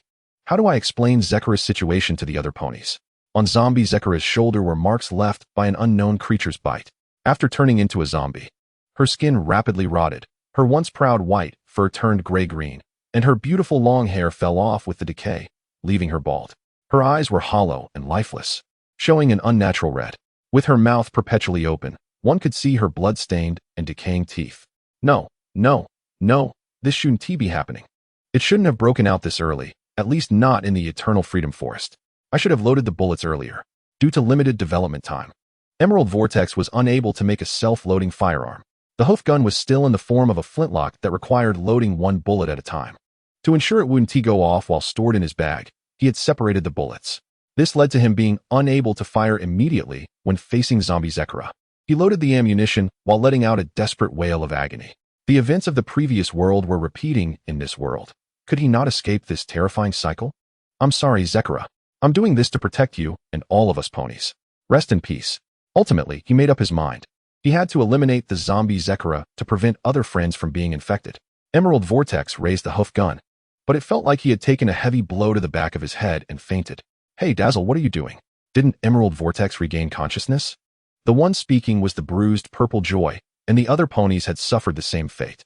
Just moments ago, when they followed Emerald Vortex, the atmosphere in the forest had turned terrifying, causing them to instinctively flee in the direction they had come from, which made them lose track of Emerald Vortex. When Dazzle, in a singing form, dispelled the fear in the ponies' hearts. No, my instincts tell me this thing is very dangerous. Dazzle was holding the hoof gun that had fallen from Emerald Vortex, swinging it around casually. Yes, that's right, Emerald Vortex just didn't go back to normal. I can feel he wants to kill me. Come on, just this little thing can kill someone? Rainbow Dash pointed at the hoof gun in Dazzle's hooves in disbelief. Soon, Dazzle's actions confirmed the hoof gun's danger. While playing with the hoof gun and accidentally pulling the trigger while pointing it at a big tree, 3 large trees were pierced through by the flash of fire from the muzzle. Rarity was startled by this sudden commotion and quickly hid behind Purple Joy. Okay, I now believe in the power of this thing. After the gunfire, Beaky quickly dropped the hoof gun on the ground. Although she had played with cannons before, those were party cannons, meant to bring joy to the little ponies, unlike the monster before her, which was created with the sole purpose of taking the lives of the little ponies. So what should we do now? Where did Emerald Vortex get such a dangerous thing? The little ponies looked at each other, their friendly companion suddenly wielding a weapon capable of killing ponies and actually wanting to kill one of them. This left them feeling a hint of fear in their confusion. Let's tie up Emerald Vortex first to prevent him from going crazy when he wakes up. Applejack was the first to act, taking a rope from Emerald Vortex's saddlebag and tying him up. After defeating Nightmare Moon, I will report this matter to Princess Celestia. Let's leave everything to the princess, girls. Although she wanted to help Emerald Vortex, Ziyue was very aware of how terrifying the presence of this unknown weapon was. It didn't require any magical activation, and based on its craftsmanship, an ordinary little pony could have made it. If that were the case, it could even upend Ponyville. Aside from those very powerful unicorns, no pony could withstand such an attack. Thinking of this, Ziyue couldn't help but sigh. Although she was starting to get used to her friend's strange behavior, the only pony she thought was normal turned out to be so strange and dangerous, which made her feel a bit sad. Chapter 15. Misunderstanding. Ugh, my head hurts. When Emerald Vortex opened his eyes again, he found that under Ziyue's leadership, the little ponies had overcome the challenges of the sad sea dragon and the castle's broken bridge. At this moment, Emerald Vortex was being carried by Applejack and Beaky, who were lifting him with a stick inserted where his hooves were tied, just like carrying a New Year pig in the countryside. The inverted view made it difficult for him to focus, but he could still see the 6 little ponies unharmed. Although he didn't know if he was still in a dream, he felt sincerely happy that he didn't have to struggle with killing a friend to save another little pony. You're awake? What just happened? Hearing the voice, Applejack turned her head. Emerald Vortex noticed that aside from Beaky, the other little ponies looked at him strangely. It seemed they were reluctant to meet his gaze, their eyes filled with avoidance. I searched through history books. Long ago, Ponyville was ruled by 2 princesses. One was our great Princess Celestia, who was responsible for raising the sun during the day and protecting the little pony's safety. The name of the other princess never appeared in the books, and she was responsible for raising the moon at night and guarding the little pony's dreams. In fact, Emerald Vortex believed that Princess Celestia sent Ziyue to Ponyville, and Nightmare Moon just happened to appear. This meant that the great princess indeed had her own plans. Whether she wanted to kill her own sister or do something else, he didn't need to interfere much. He only needed to ensure his friend's safety. Unfortunately, it seemed he had caused a great disaster in the illusion, leading his friends to develop feelings of fear towards him. What do you want to say? You almost killed Jinchi just now. Hearing Emerald Vortex suddenly lecturing about history, Yunbao shouted angrily at him. We even helped you stay in Ponyville, and in return, we got betrayal. As a pony who witnessed the power of the hoof gun, Yunbao was very sad. She thought she and Emerald Vortex were friends, but it turned out that the pony she and Jinchi saved almost killed Jinchi. Wait, Yunbao, let him finish. Applejack also didn't expect that their worker had such a shocking ability. But with the horse-killing incident in the past, even though the pony involved was unharmed, there was already a rift between Emerald Vortex and them. That princess. No, Nightmare Moon has the ability to make ponies fall asleep and even causes sleepwalking. Actions and dreams can reflect in reality. I had a dream that I can't explain to you. Organizing his words, Emerald Vortex finally spoke. Wait, you mean Princess Celestia has a sister, but she never mentioned it to me? Hearing this news, Ziyue was very shocked. She had never considered such a thing. No wonder her teacher was ambiguous about this matter. Although she sent her to Ponyville, she said nothing about Nightmare Moon. Dear, that must have been a terrible nightmare. Can't you really tell us? The one speaking was Jinchi, who had faced death herself. I'm sorry, Jinchi, my friend. I truly apologize for almost hurting you. I swear I won't mention it unless it really happens. After a moment of silence, Emerald Vortex still refused to reveal the content of the dream. But no pony believed his words, and instead, they sent him to the hospital. The little ponies were so safe under the princess's protection that they had lost their vigilance. It wasn't until those zombie ponies appeared around Ponyville that they realized what Ziyue said was true, but it was too late. When Ziyue was rescued from the hospital by her friends, it was all too late. The virus had infected more than 80% of Ponyville's ponies, and they could only gather at the town center.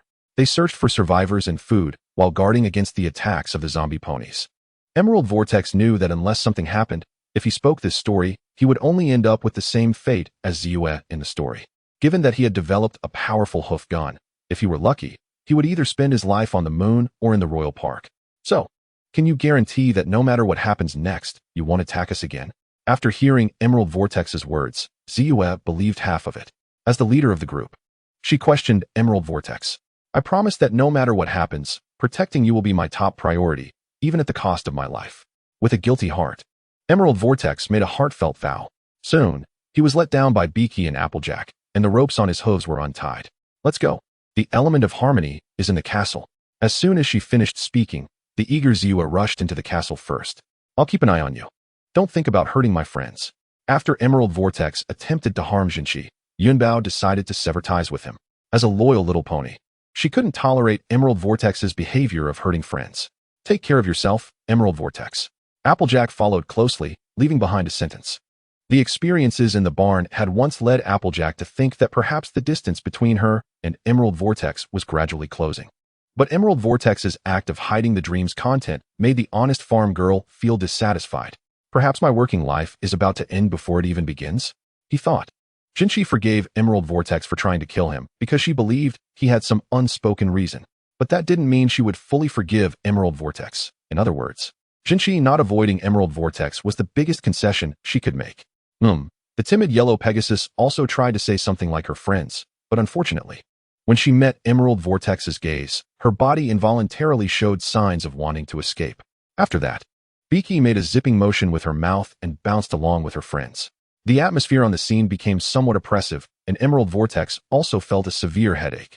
He cherished his life in Ponyville and valued his friendship with his friends, but changes always came unexpectedly. Just when he planned to forget the nightmare of the previous world, misfortune shadowed him. Now, just like that, the newly formed friendship had flown away. By the way, to prevent the Emerald Vortex from going out of control again, the ponies took away his saddlebag and hoof gun.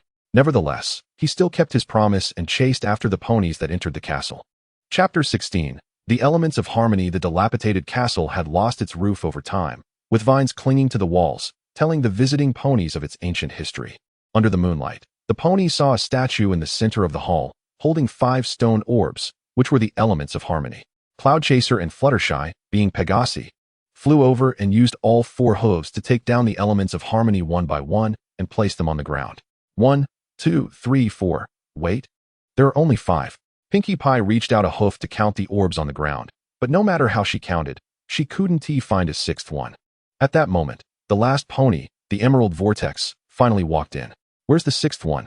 The ponies looked around, but there was no sign of a 6th element of harmony anywhere. The book said that after gathering the 5, a spark would reveal the 6th element.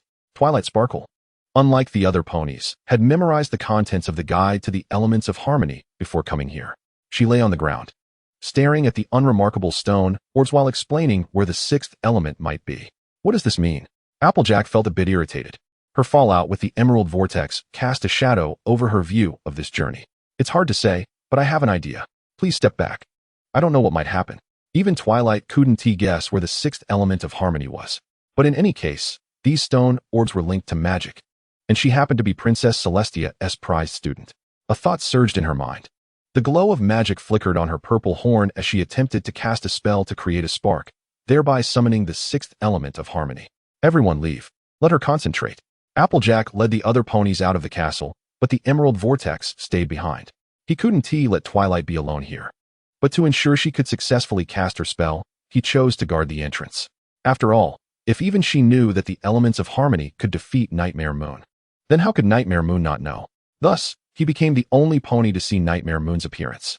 As Twilight closed her eyes and focused on her spell, familiar purple mist quietly appeared around her, enveloping the 5 stone orbs on the ground. Something else about to happen, just in time to signal Applejack and the others. The Emerald Vortex had to rush toward Twilight's direction. The commotion was eventually noticed by Twilight when she saw the tornado summoned by Nightmare Moon before her. She couldn't help but be startled. Soon, a reassuring figure appeared in front of her, protecting her from behind. It was the Emerald Vortex who had arrived. Hearing his warning, the ponies rushed back into the hall. The elements of harmony. Wait, are you crazy? Twilight saw that the elements were caught in the tornado and wanted to rush forward to grab them, but was stopped by the Emerald Vortex. It was clear that the tornado was dangerous magic. How could she still dare to charge in? He really wondered if this girl had lost her mind from studying too much. Just as Twilight attempted to push past him and continue to fight for the elements against the tornado suddenly shrank and vanished, taking the elements of harmony with it. The ponies were panicking, running around the open castle, even attempting to dig up the floor to find the vanished elements of harmony. Why are you stopping me? Let go. After pushing him away, Twilight instinctively looked toward the tower next to the castle, which was still relatively intact. A premonition told her that the elements of harmony had been taken inside that strange tornado, so while the other ponies were still searching in the hall, she dashed toward the tower. Don't follow me, you troublemaker. To protect her safety, the Emerald Vortex had no choice but to follow. All her dissatisfaction since entering the ever-free forest finally erupted, and Twilight pointed her anger at the Emerald Vortex. She was so desperate to find a way to defeat Nightmare Moon. The more she was obstructed, the more her emotions intensified. The other ponies had been a great help to her, but the Emerald Vortex stopped her just when she was a step away from the elements of harmony, crushing her hope. However, no matter how much she insulted him, the Emerald Vortex merely followed silently behind her. Finally, the two ponies reached the room at the top of the tower, with Nightmare Moon also present, surrounded by the elements of harmony. Twilight panted heavily, stamping her hooves on the ground twice, preparing to attack Nightmare Moon. You must be joking. Seeing her reckless demeanor, Nightmare Moon couldn't help but laugh. Put down the elements of harmony. Then, the two ponies charged at each other, rushing toward one another. Twilight's horn lit up, seemingly wanting to cast some spell.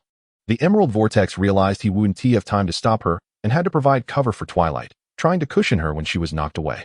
From the way Nightmare Moon's flowing mane shimmered with magical power, the Emerald Vortex had no confidence in defeating her. If only he had his hoof gun, there might have been a slim chance, even if it was 1 in a billion. As they got closer to Nightmare Moon, Twilight's horn glowed brighter.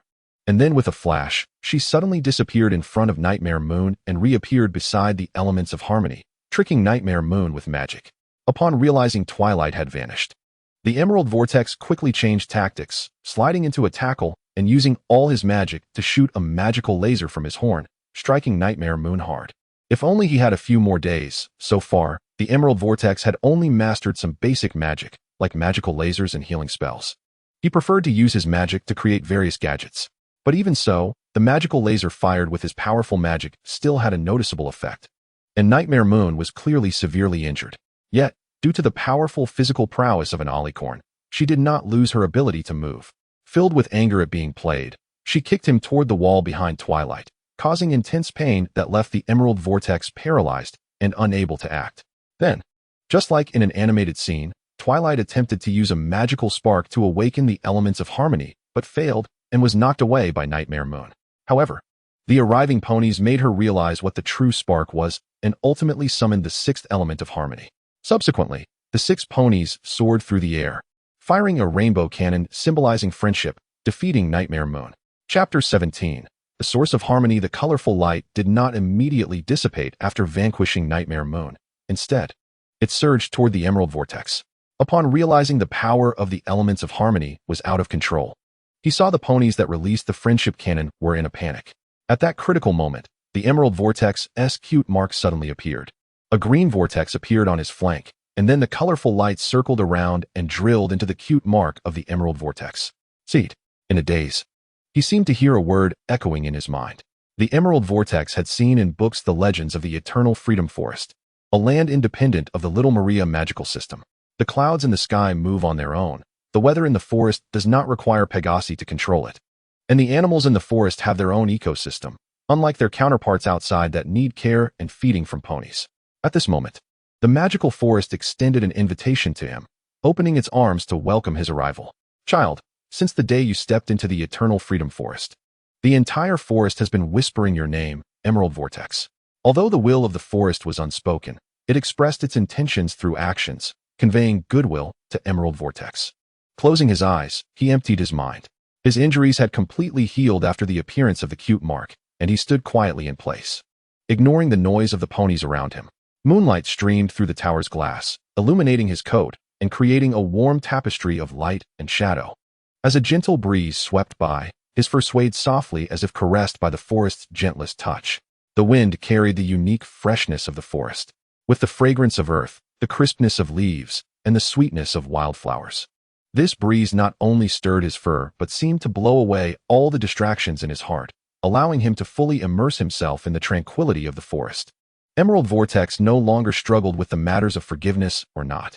In the depths of his mind, the will of the forest proclaimed itself as a great existence known as the power of harmony, revealing its origins. The message conveyed by the power of harmony indicated that since Emerald Vortex first crossed into the Eternal Freedom Forest, he had been under observation. However, the power of harmony in that world had gradually declined due to the emergence of zombie ponies. It was not until he arrived in this world, a realm steadfastly protected by the power of harmony, that it found an opportunity to communicate with Emerald Vortex. The pony's actions of crossing worlds might attract the two worlds to each other, ultimately leading to destruction, but as a natural traveler, Emerald Vortex had no need to worry. Thus, in their communication, they reached an agreement. Aren't you worried that I might be trapped in this world for life and unable to traverse again?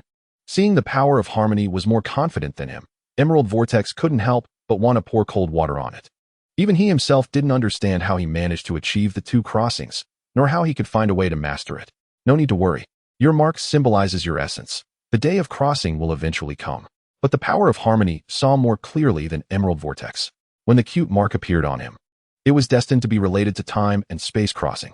Seeing Emerald Vortex safe and sound, the ponies hesitated, considering their recently deteriorated relationship. And they genuinely didn't know how to express their relief at his survival. Oh, thank goodness. Rare Gem discovered that the tail, which had been cut off to help the sorrowful sea dragon, had grown back, and she joyfully wagged it. Hey, Rare Gem, that's beautiful, softly exclaimed, noticing the harmony element around Rare Gem's neck that matched her cute mark. Yes, I will never part from you again. The cute little pony clearly misunderstood, taking it as a compliment for her tail. At this moment, the ponies noticed the change in the harmony element. Purple Joy cast a glance at Emerald Vortex, realizing he was the only one present who hadn't participated in defeating Nightmare Moon. Feeling this, Emerald Vortex was subtly alienated by the ponies. After defeating Nightmare Moon, Purple Joy, suddenly relieved of her burdens, free from negative emotions, experienced the beauty of friendship and reflected on her previous harsh words towards Emerald Vortex, feeling quite embarrassed. However, due to the previous incidents, she found it hard to communicate face-to-face with the light green pony who might have been heartbroken. Unbeknownst to her, at that moment, Emerald Vortex was bargaining with the power of harmony. In the end, he obtained what he wanted, some nature-based magic to enhance his power. A cross-dimensional bag that could be used in all worlds and assistance to expedite his magic research. The ponies chattered about friendship. That's right. A gentle voice echoed in their ears as the moon set and the sun rose, signaling the end of the so-called eternal night and the arrival of a new day. At this moment, Emerald Vortex also completed his communication with the power of harmony. He agreed to the request to save the world and was willing to prepare for it. While the power of harmony promised that the world he saved would match the rewards he received. Opening his eyes, the sun transformed into Princess Celestia, appearing before the ponies. So it's the Cosmic Princess. The ponies knelt, while Purple Joy rushed forward to receive affection from the princess. Hello, Purple Joy, my most loyal student. I know you can do it. Princess Celestia affirmed Purple Joy's contributions. But you told me before that this was just a legend. However, Purple Joy was quite confused.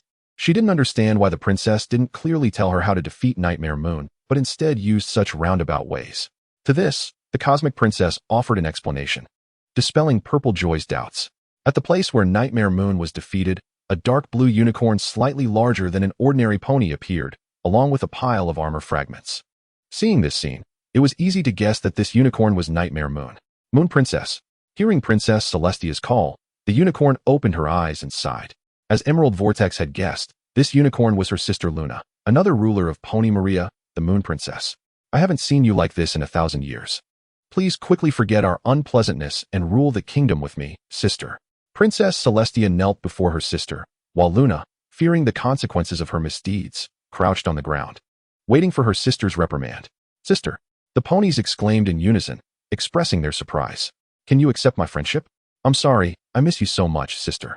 Oh, I miss you too. The two ponies embraced, shedding tears of joy at their long-awaited reunion. This was a touching and warm happy ending. But it had nothing to do with him. He was here only because the Tree of Harmony was concerned that if he kept traversing in the disaster world, his mind might be affected. It deliberately interfered with his crossing, guiding him to this truly fairy tale-like Pony Maria. Thinking of this, he quietly left. Chapter 18. The Princess's Apprentice. Please wait a moment. Emerald Vortex, my little pony, may I call you that? The voice of Princess Celestia drew the attention of the ponies present. Following Purple Joy's gaze, they all noticed the Emerald Vortex about to leave. Yes, Your Highness. That is indeed my name. Seeing the princess speak, Emerald Vortex had no choice but to stop and bow his head, awaiting her judgment. Hey, he wants to run away. Purple Joy, quickly tell the princess about our experiences in the forest. Anxious. Rainbow Dash pulled out the hoof crossbow from the saddlebag belonging to Emerald Vortex that Applejack had put away. All right, Rainbow Dash. While you were adventuring in the forest, I was also watching you. I know everything that happened. Stopping Rainbow Dash from launching into a lengthy explanation, she used magic to take the crossbow from her hoof. Can you tell me where this strange weapon came from? As a pony who had crossed worlds with Whitebeard Starshine countless times, Princess Celestia had seen such weapons before. In the human world, its lethality is immense, and its acquisition is simple. Two of the largest scale wars in human history are closely related to it. What she didn't expect was that such a weapon would appear in Ponyville, and from its appearance, it was clearly designed to assist the ponies in using it. It couldn't be worse. In front of Princess Celestia, the Jade Vortex did not show any signs of fear. He felt no guilt. The creation of gunpowder and firearms was meant to protect other ponies, not to exterminate life. At the same time, upon hearing the Jade Vortex refer to himself as an ordinary pony, Princess Celestia couldn't help but curl her lip in disdain. A simple pony had never considered the impact firearms could have on a nation. She could sense the powerful magic within the Jade Vortex, second only to that of Ziyue when using the element of harmony. Such a pony actually claimed to be ordinary. It seemed the Royal Unicorn Academy's admission methods were too outdated, missing many talented unicorn students. Your research is very dangerous, and I hope you can stop. In fact, Ponyville does not need such lethal weapons. Perhaps outside of Ponyville, there are many other races, but under the influence of the power of harmony. The most serious mistakes most beings can commit are merely draining the magic from other beings. The ability to take the lives of others exists only among the most powerful magical beings. Firearms should not appear in Ponyville, or rather, they should not exist in this world at all. Because they can easily take lives, they can easily create discord, leading this world toward negativity. In fact, it would be better to store them in a dimensional space and research them after crossing into a disaster world. After all, in those worlds, the power of harmony has long dissipated, and the forces of disharmony prevail. The violence of firearms could even suppress disharmony to some extent. In fact, I believe you are a very talented unicorn. Among the unicorns I have seen, your magical power ranks at least in the top 5. For thousands of years, Celestia has seen many gifted unicorns, but it seems like a cluster. In recent years, the talented unicorns she has seen have set new records, especially her students. Yuhui and Ziyue both possess the potential to ascend to Alicorn status. When Ziyue was searching for a way to solve Nightmare Moon, she noticed another outstanding pony. But he was clearly on the wrong path. I suppose you wouldn't recommend having an Alicorn princess as a teacher, would you? Facing the friendship canon of the element of harmony, the Jade Vortex remained unscathed, proving that he was not an evil being. To prevent the Jade Vortex from continuing down the path of creating weapons of mass destruction, Celestia had to personally guide him. Yes, of course, Your Highness. No, teacher. In fact, after hearing Princess Celestia's words, the Jade Vortex also appeared somewhat astonished. This princess was truly a pure-hearted individual. Moreover, he indeed needed guidance in magic. So he quickly changed his address to her as teacher. What? But he almost hurt Jinchi. Yunbao found it hard to believe after hearing the princess's words. She shook her companions vigorously, trying to get affirmation from them. Yunbao, I have already forgiven the Jade Vortex. After careful consideration, Jinchi spoke first. This does not negate the Jade Vortex's good intentions, especially the contributions he made along the way, although there might still be some grudges in her heart. Jinchi was also trying to find a way to fully forgive him. I think since the Jade Vortex has promised to destroy those terrible things, we can try to trust him. Ro quietly suggested, but her voice was so soft that only she could hear it. At least the princess didn't punish him, did she? I think we can try to become friends with him again. Applejack, who was closest to the Jade Vortex, tried to change her friends' minds. Ziyue was tangled in her previous insults toward the Jade Vortex, and the conflicting situations made her unsure how to interact with him. As for Pinkie Pie, she made a gesture of zipping her lips. Pinkie, I give up. I'm sorry everyone. I will find a way to make it up to you. The Jade Vortex sincerely apologized to the ponies again. From this adventure, he learned a lesson, to always be aware and discern the truth of things. Pinkie Pie was happy that the Jade Vortex remembered the game she had mentioned earlier rather than dismissing it as a joke. What? Oh well. Since Jinchi and the others have forgiven you, I guess I can reluctantly forgive you too. Unwillingly, Yunbao, under her friend's watchful eyes, finally said those words. Thus, the ending was truly complete. Chapter 19: A disaster caused by a ticket. Good morning, Pinkie. Oh, good morning, Vortex. I guess you're going to Sweet Apple Acres to help out today, right? A week had passed since Nightmare Moon was defeated, and the relationship between the Jade Vortex and the other ponies had been mended. Princess Celestia had asked Ziyue to stay in Ponyville to learn the true meaning of friendship. However, upon learning that the Jade Vortex had a special connection with the Everfree Forest and that he was more willing to stay in Ponyville, she agreed to let him stay. Normally, Ziyue would teach him magic, and if either pony had questions, they could write to her for guidance. In exchange, he needed to submit a report on his magic studies to the princess every week. What's in the sack? It's moving. You didn't catch some small animal, did you? Roro would be sad if she found out. Upon seeing the moving sack that the Jade Vortex was carrying, Pinkie Pie jumped up, nearly 3 ponies high. It's some wooden wolf tissue. Remember the princess asked me to write a report on my magic studies every week? This is my magic research. After tossing the sack into the cleaned basement, the Jade Vortex explained to the startled Pinkie Pie.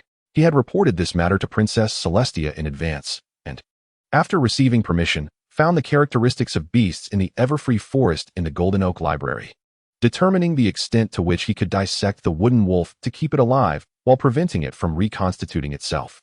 Unfortunately, very few ponies in all of Ponyville would specifically study the magical characteristics of wooden wolves, and the life signs of a wooden wolf's body after leaving the forest could only be maintained for about a day. Otherwise, he could save a lot of time experimenting with his intended magic. Oh, right, you told us before. Now I'm going out to help Applejack. Do you want to come? Ignoring the pink pony's usual antics, the Jade Vortex extended an invitation to her. Although he had received a royal stipend after becoming the princess's student and no longer needed to work at Sweet Apple Acres, he always made time to help out at Sweet Apple Acres as a friend, also to enjoy some meals. As much as I want to go, I had plans with Yunbao to play this morning. I'll definitely come next time. Supporting her chin with her hoof, she tried to allocate her time. But her chaotic mind was temporarily filled with the words "go play," and even Pinkie Pie's eyes sparkled with excitement. In the end, she had to refuse the Jade Vortex's invitation. Then I'll give you the thing we agreed on earlier. Saying this, the Jade Vortex took out a device resembling a cannon, but instead of firing cannonballs, it launched water-filled balloons. Great. This is exactly the prank tool I wanted. A launcher for water balloons. Now Yunbao can forget about throwing water balloons faster than me. After receiving the launcher, Pinkie Pie dashed away from the Jade Vortex, leaving only echoes behind. This is a gift he made to apologize to his friends. Each of the 6 little ponies received something. For example, Ziyue got a book titled Flourishing Spells for Plants, which was written based on his understanding of nature magic. Jinchi replaced her old sewing machine with a brand new one. And Linlin gave away quite a few things as well. Good morning, Vortex. Hello, Ziyue and Applejack. While walking along the road to Sweet Apple Acres, the Emerald Vortex noticed many apples lying on the ground. He used magic to pick them up, wanting to see which pony was wasting food. At the end of the road, he found 2 friends carrying apples towards Sweet Apple Acres, while Suelong was rummaging through the apple basket on Ziyue's back, tossing out the picked apples onto the ground. Need any help, ladies? No, thank you, we're not far from Sweet Apple Acres. As he trotted up to catch up with the 2 ponies, he was unsurprisingly met with a refusal. What were you just talking about? We made a bet with Macintosh that we have to deliver these apples to the barn before lunch. If I win, he has to wear Granny Smith's dress and take a walk around town. Who? Macintosh. I can hardly imagine what he would look like in that. Hearing Applejack's words, the Emerald Vortex couldn't help but picture the red stallion in Granny Smith's dress walking around town, which would be quite a sight. Just as they were enjoying their conversation, Suelong picked out a big, red, juicy apple and took a bite. Before he could savor it, flames burst from his mouth, interrupting the moment. And a letter from Princess Celestia floated in the air, eventually landing in Suelong's hooves. Ahem. By the will of heaven, the esteemed Princess Maria of the universe decrees that I am pleased to announce that the running of the leaves celebration will be held in the capital, Canterlot. The date is, skipping that part. I hereby invite Ziyue to attend the celebration with a guest. Oh, by the way, remember to inform the Emerald Vortex to go too. Wow, the running of the leaves celebration. Upon hearing this news, both ponies were excited, jumping around Suelong in celebration. Applejack talked about her dreams of participating in the celebration, hoping to set up an apple stand to earn some money to help her family. The running of the leaves celebration is an event that every pony wants to attend. Ziyue, you only have 1 extra ticket, but there are 6 friends, so it's likely that other ponies besides Applejack want to go too. Seeing that Ziyue was about to invite Applejack, the Emerald Vortex advised her. Just as he said. The next moment, a cloud-dwelling pony fell from the sky. She imagined performing in front of the Wonderbolts after attending the celebration and gaining their recognition. Soon, both Cloud Chaser and Applejack almost got into a fight over the ticket. Seeing the situation getting out of hand and not wanting to help Ziyue make a decision, the Emerald Vortex took his ticket from Suelong's hooves. Since I ran into you 3 here, I'll give you the things I planned to give you today. He took out the gifts he had carried in his saddlebag. The second volume of Flourishing Spells for Plants, a manual fruit juicer, a special apple-shaped knife, and a set of protective gear for the Wonderbolts. This momentarily halted the argument between the two ponies. Vortex, I have something else to do today. Let us save it for next time when you come to Sweet Apple Acres to help. With that, Applejack put away the gifts and butted heads with Cloud Chaser, neither wanting to back down. Upon hearing Applejack's words, he immediately agreed without hesitation. The Emerald Vortex had a feeling that if he continued to follow Zu's words, soon the other ponies would learn about the ticket's existence, causing a huge commotion. Wait, Emerald Vortex, you can't leave me behind. Their reasons are too valid. And I don't know who to give the ticket to. Plus, they're going crazy over this ticket. Before he could walk too far, Zu could no longer tolerate her two friends' antics. To get the ticket, they were trying to compete and persuade her, unwilling to give in. So she chose to chase after Celestia's newly accepted apprentice. I don't know what you're thinking, but if you don't find a solution soon and just try to avoid the problem, you'll soon find yourself in trouble. The Emerald Vortex pointed at the ticket in Suelong's hooves, which was drawing a lot of attention from the ponies. Oh, but I'm really hungry right now. Let us eat something before we discuss this. Want to eat together? My treat. Since Celestia took the Emerald Vortex as her apprentice, the two ponies hadn't had a chance to spend time alone together. She wanted to take this opportunity to get to know him better. Sure, I originally planned to go to Sweet Apple Acres to help and snag a meal, so it's fine to go with another pony. Hearing Zu's words, the Emerald Vortex felt his stomach grumbling and readily accepted her invitation. Just as the two ponies were heading to their designated location, they passed by Sugar Cube Corner. Chapter 20. A lesson to learn. Unexpectedly, an accident occurred. Beaky burst out of the dessert shop, crashing into Zu and Suelong, knocking them both to the ground. And the ticket slipped from Zu's hooves and landed on Beaky's face. Ah, a bat just flew onto my face. This scared the pink pony, who ran around in a panic before finally stomping her hooves in front of Suelong. Wait, are these two tickets to the running of the leaves celebration? Just as Beaky was talking to herself, thinking Zu was inviting her to the celebration, the Emerald Vortex pulled the lavender pony away. What happened? Shouldn't we explain this to Beaky? I'm still considering who to give the ticket to, although it was a bit awkward. She didn't want her friends to misunderstand and lose their friendship. Oh my Celestia, Zu, don't you understand one thing? Every pony would want that ticket. Unless you can get more, there's no way to satisfy all of your friends. Seeing Zu still struggling with this issue, soon, the remaining four friends had arrived at the scene, arguing over the ownership of the ticket. I bet you that soon the entire Ponyville community will know you have this ticket to the running of the leaves celebration, which has no owner yet. Can you guess what that would look like?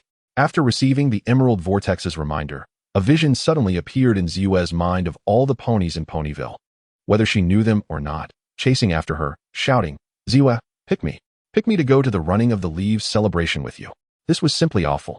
She didn't want to upset her friends over this, but the ticket was given to her by the princess. She couldn't possibly ask her teacher for 2 more tickets. Thinking of this, she felt completely overwhelmed, lying on the ground with her hooves over her head, trying to escape reality. I think it's doable. Your teacher seems like a very kind pony. If you explain the situation in detail, she will definitely understand. By the way, what do you want to eat? Suelong dragged the despondent Zu to the outdoor restaurant that was just a few steps away. The waiter pony approached to take their orders. A daffodil and daisy sandwich will do. I'll have a large portion of fried hay and a cup of chamomile tea, please. Thank you. After placing the order, the Emerald Vortex ignored Suelong's interaction with the waiter and continued to communicate with Zu. No, absolutely not. You just became Princess Celestia's student. You can't imagine how strict she is. I can't write to ask her for a ticket. This was probably a common issue for students when facing their teachers. When encountering trouble, they would subconsciously want to prove themselves by solving it on their own rather than wanting to disappoint their teacher. Could you teach me the magic to make inanimate objects move? I need to write a letter. I happen to have a magic study report to submit to my teacher. In the eyes of Emerald Vortex, there are no such troubles. Before he became a pony, he was an adult with normal values. Although he is a student of the princess and maintains basic respect for his teacher, when he needs to seek help, he won't be as timid as Zu. It's a deal. You will write this letter with the princess. Upon hearing Emerald Vortex's words and realizing he could pass the mess in his hooves onto him, Zu quickly jumped up. Normally, she would try to stop Emerald Vortex from doing this, but the other ponies pressed too hard, and Zu finally, unable to bear it, sought any solution that seemed to resolve the problem. However, we still need to teach our friends a lesson. We can't just satisfy their wishes while ignoring the impact on ourselves. Of course, no problem. I happen to have such a plan. It can't be that only Rainbow Dash tortures herself while I can't fight back. So after hearing the suggestion, both Emerald Vortex and Ziyue showed a sinister smile, already thinking about how to teach their friends a lesson. The two ponies, about to enjoy lunch, suddenly realized it was raining after the waiter pony reminded them, and only above their heads was dry. Looking up, they found Rainbow Dash had opened a hole in the clouds, allowing the rain to bypass the spot where they were sitting. Just as Ziyue was about to scold Rainbow Dash for being overly friendly to her for the sake of a ticket, she suddenly heard a strange sound from Emerald Vortex. One glance allowed her to enjoy such special treatment without guilt, while Rainbow Dash, noticing the situation, felt that getting the ticket was assured. So she flew off to show off to the remaining ponies. After enjoying lunch and accepting the goodwill of her friends' unique outfits, Applejack's food cart, Fluttershy's library cleaning service, and Pinkie Pie's party songs, every pony thought the ticket belonged to them. Ziyue then sent an invitation to her friends, telling them she already had a pony chosen for the ticket. I've decided, since you all are willing to please me for this ticket, and I can't choose a suitable candidate from among you, then this ticket might as well not exist. So, in front of several ponies, Ziyue tore the ticket into shreds and tossed it into the furnace. No, my ticket. The 5 ponies piled in front of the furnace, staring at the blazing flames, wanting to cry without tears. But you accepted my rain protection and my beautifully designed outfit, a whole cart of apple treats. My animal friends and I worked hard to clean the library for you. We were supposed to have a party for Pinkie Pie to celebrate her winning the ticket. Wasn't that agreed upon? The 5 ponies felt that their efforts had suddenly gone to waste and instantly lost motivation, collapsing onto the library floor, singing songs about losing the ticket and losing hope in life. Pinkie Pie, I only agreed to attend the party you organized for friends. But I didn't agree to attend that party with such a long name. I originally planned to choose one of you to attend, but unfortunately, you all treated me too well, and I didn't know whom to choose. So rather than let you continue to be entangled in this matter, it's better to make it non-existent. It must be said that Ziyue is also a rather scheming pony. She showed an awkward smile, but continued to strike at the pony's spirits. It seems we were too entangled in that ticket. Originally, if Ziyue chose herself, there would still be ponies who could attend, but now there really is no chance at all. After losing the ticket, the ponies became rational, apologizing to Ziyue while reflecting on their mistakes. Girls, it seems you've learned your lesson, right? Then look up and see what this is. While they were reflecting with their heads down, Emerald Vortex had already written a letter about overview of the Wood Wolf Guard spell version 01 and sent it to the princess, explaining the situation and requesting tickets. The joy of regaining what was lost instantly threw the ponies into a frenzy, and they truly realized what Ziyue wanted to do. By the way, the ticket that was thrown into the furnace actually wasn't burned. Under restoration magic, it returned to its original state and ultimately belonged to Emerald Vortex. Chapter 21 Diary of Ziyue from Another World. Dear Diary. Almost a month has passed since the outbreak of this magical plague. Since a week ago, the princess's letters have been like a kite with a broken string, with no news. Oh my. Over 80% of the ponies in Ponyville have turned into an ugly monster that attacks other ponies. Even my friends, the most loyal Rainbow Dash and the most honest Applejack, think I'm crazy. But I know that even the princess is in a difficult situation. Because at the onset of the outbreak, she was bitten on the back by an infected pony and is now overwhelmed. In less than a week since the plague appeared, with the infected lightning pony squad appearing everywhere, the virus spread throughout Ponyville. The only silver lining is that the infected Pegasi only maintain their flying ability for a week, after which they will fall from the sky due to their bodies decaying. My friends rescued me from the zombie pony-infested hospital, and I was fortunate to witness the scene of zombie Pegasi falling from the sky and smashing into a puddle of mud. However, contact with those zombie ponies was too dangerous. Just a little carelessness could easily lead to becoming one of them. My friends and I tried to use the elements of harmony to solve this disaster, but it was of no use. As if the elements of harmony didn't exist at all. Rainbow Dash formed a team with the surviving Pegasi to ensure communication between the two strongholds and search for ponies who survived the disaster. I arranged for Pinkie Pie to take care of the foals. There was no choice. After the outbreak, Pinkie Pie's spirit was a bit off, and in her eyes, the zombie ponies were still her familiar friends. With just a slight mistake, she could leave Ponyville and wander into a horde of zombies. Fluttershy was taken into the Everfree forest by the animals she cared for, and since then, I haven't seen her again. I can only tell she is alive from the actions of some animals. There is also very bad news. Oh my, Princess Celestia is up there. I really don't know what to do. My friend, Twilight, unfortunately got infected while out. After hearing the news, all my other friends, except Rainbow Dash, advised me not to harm her. But could I just make such a decision? I must be responsible for the ponies. I must protect my friends. I must be responsible for the ponies. I must protect my friends. Perhaps it is Princess Celestia's blessing. Iron Nail is indeed a very reliable pony. Not only did he help us forge many swords and knives to deal with the zombies, enhancing the survival capability of the exploring ponies, but he also has excellent leadership skills. By the way, I finally had time to work with Cola on researching a cure for the plague. However, according to Iron Nail, he once studied at an art university in Vienna. What kind of place is that? As my research on the plague progressed, I gradually lost the energy to manage the stronghold and completely delegated power to Iron Nail. The communication between the two strongholds also became more frequent until one day when Rainbow Dash sent news that Applejack had been infected with the virus and would need to amputate her foreleg to survive. Sweet Apple Acres suddenly lost its leader. Therefore, I had to send my loyal Iron Nail to assist Applejack in continuing to manage the Sweet Apple Acres stronghold. He was the most suitable pony after me. Unfortunately, bad news came one after another. As soon as Iron Nail arrived at Sweet Apple Acres, he immediately crafted a metal prosthetic leg for Applejack, encouraging her to continue protecting the other ponies. This looks pretty good, right? But the situation took a turn for the worse over time. In Sweet Apple Acres, a little pony couldn't bear the heavy labor and tried to escape. Honestly, if it were just a little pony escaping, I wouldn't be so angry, but he created a passage through the wall when he left, startling the horde of zombies wandering near Sweet Apple Acres. It was terrible. Upon discovering this, Applejack and Iron Hoof realized that Sweet Apple Acres was about to fall, and they organized the ponies to harvest apples for one last supply for the Golden Oak stronghold. During this process, Macintosh unfortunately sacrificed himself to protect Applejack. Because of this incident, I had a complete falling out with Applejack. I still can't forget the look of anger in her eyes when she looked at me.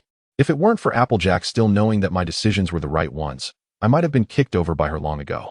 Even now, I have to communicate with Applejack through Iron Hoof, who is a character that both of us consider to be a good pony.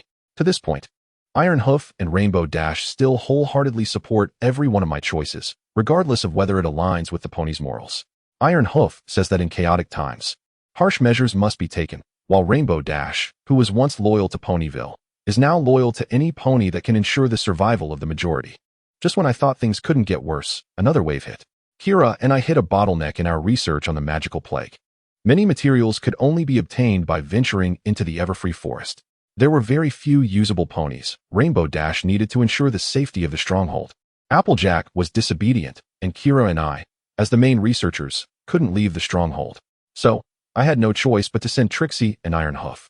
The reason I chose her was that there were very few unicorns in the stronghold, and Trixie was the only one capable in terms of magical expertise. The material collection process went smoothly. Should I feel fortunate about that?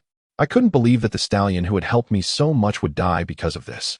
Unable to control my emotions, I scolded Trixie, saying that 10 Trixies are not worth 1 Iron Hoof.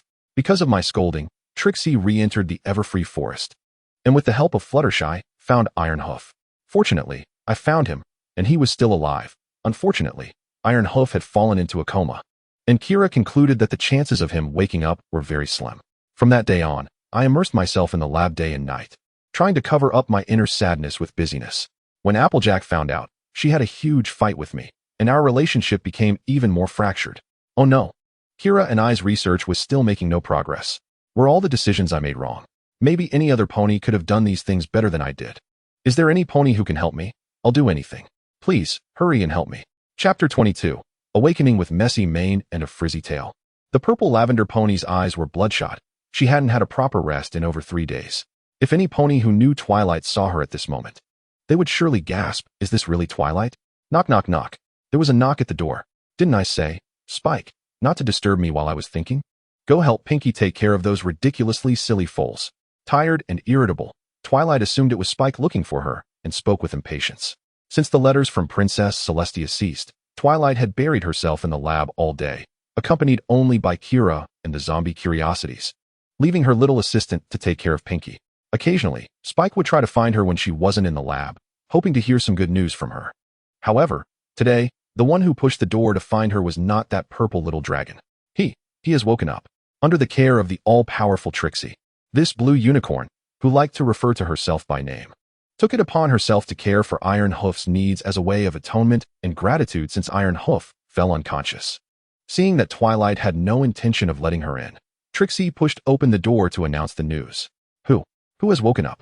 Twilight, in a daze, instinctively felt this was good news, but her exhaustion prevented her from thinking clearly. Even when she shook her head vigorously, it didn't help much. So Trixie poured a bucket of cold water with ice cubes over her head. The ice hitting Twilight made her jump up from her chair. "Trixie, what are you doing?" To be honest, after being doused with cold water, Twilight looked much better than before. At least her fur was no longer so frizzy. It was the all-powerful and great Trixie who informed you the moment Iron Hoof woke up. So why are you angry now? The blue pony imitated the unicorn Lyra she met in the stronghold, standing upright with her hooves on her hips, expressing her dissatisfaction.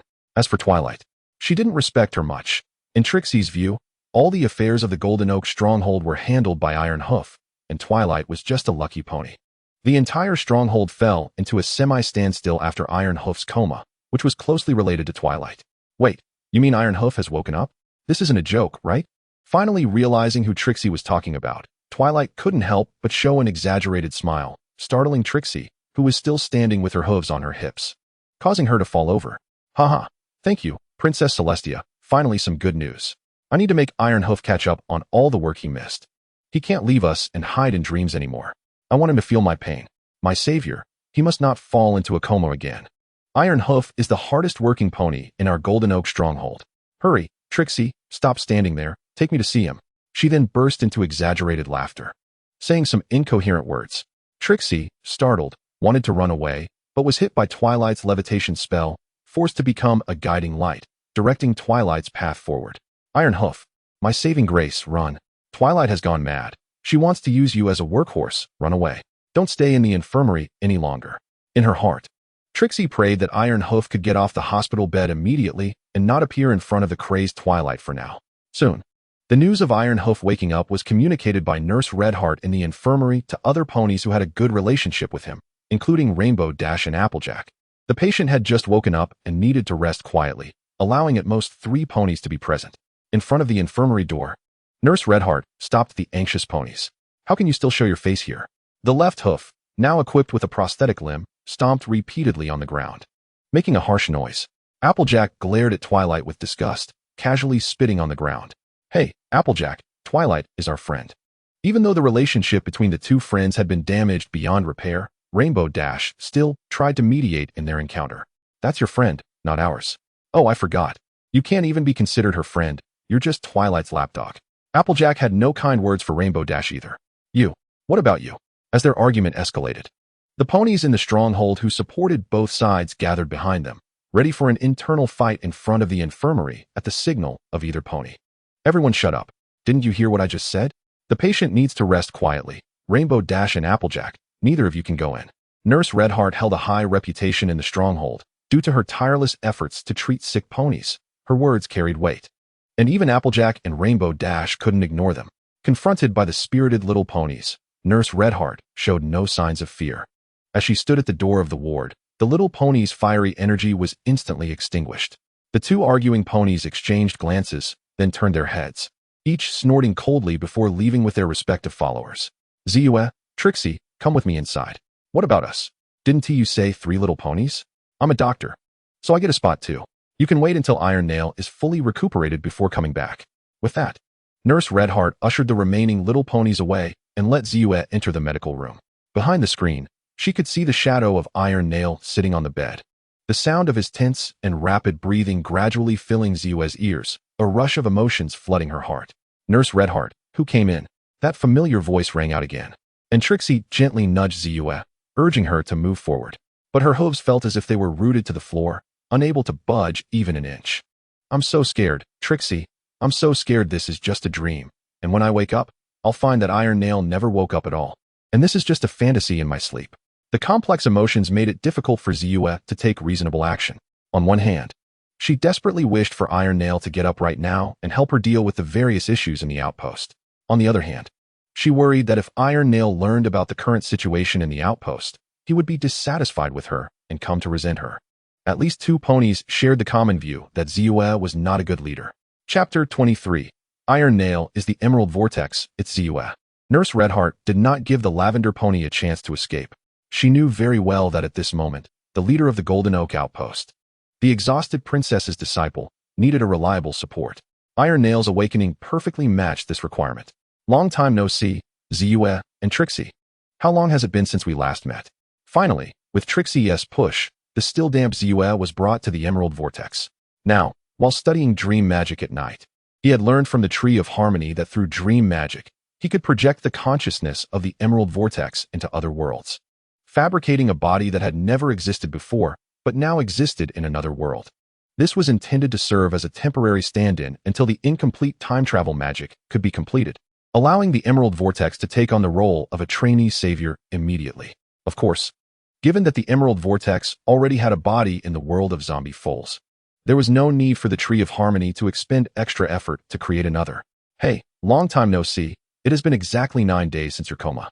Iron Nail, the great and omnipotent Trixie, apologizes to you. I regret not listening to your advice and stubbornly going deeper into the forest. Facing him, Trixie was not as hesitant as Ziyue.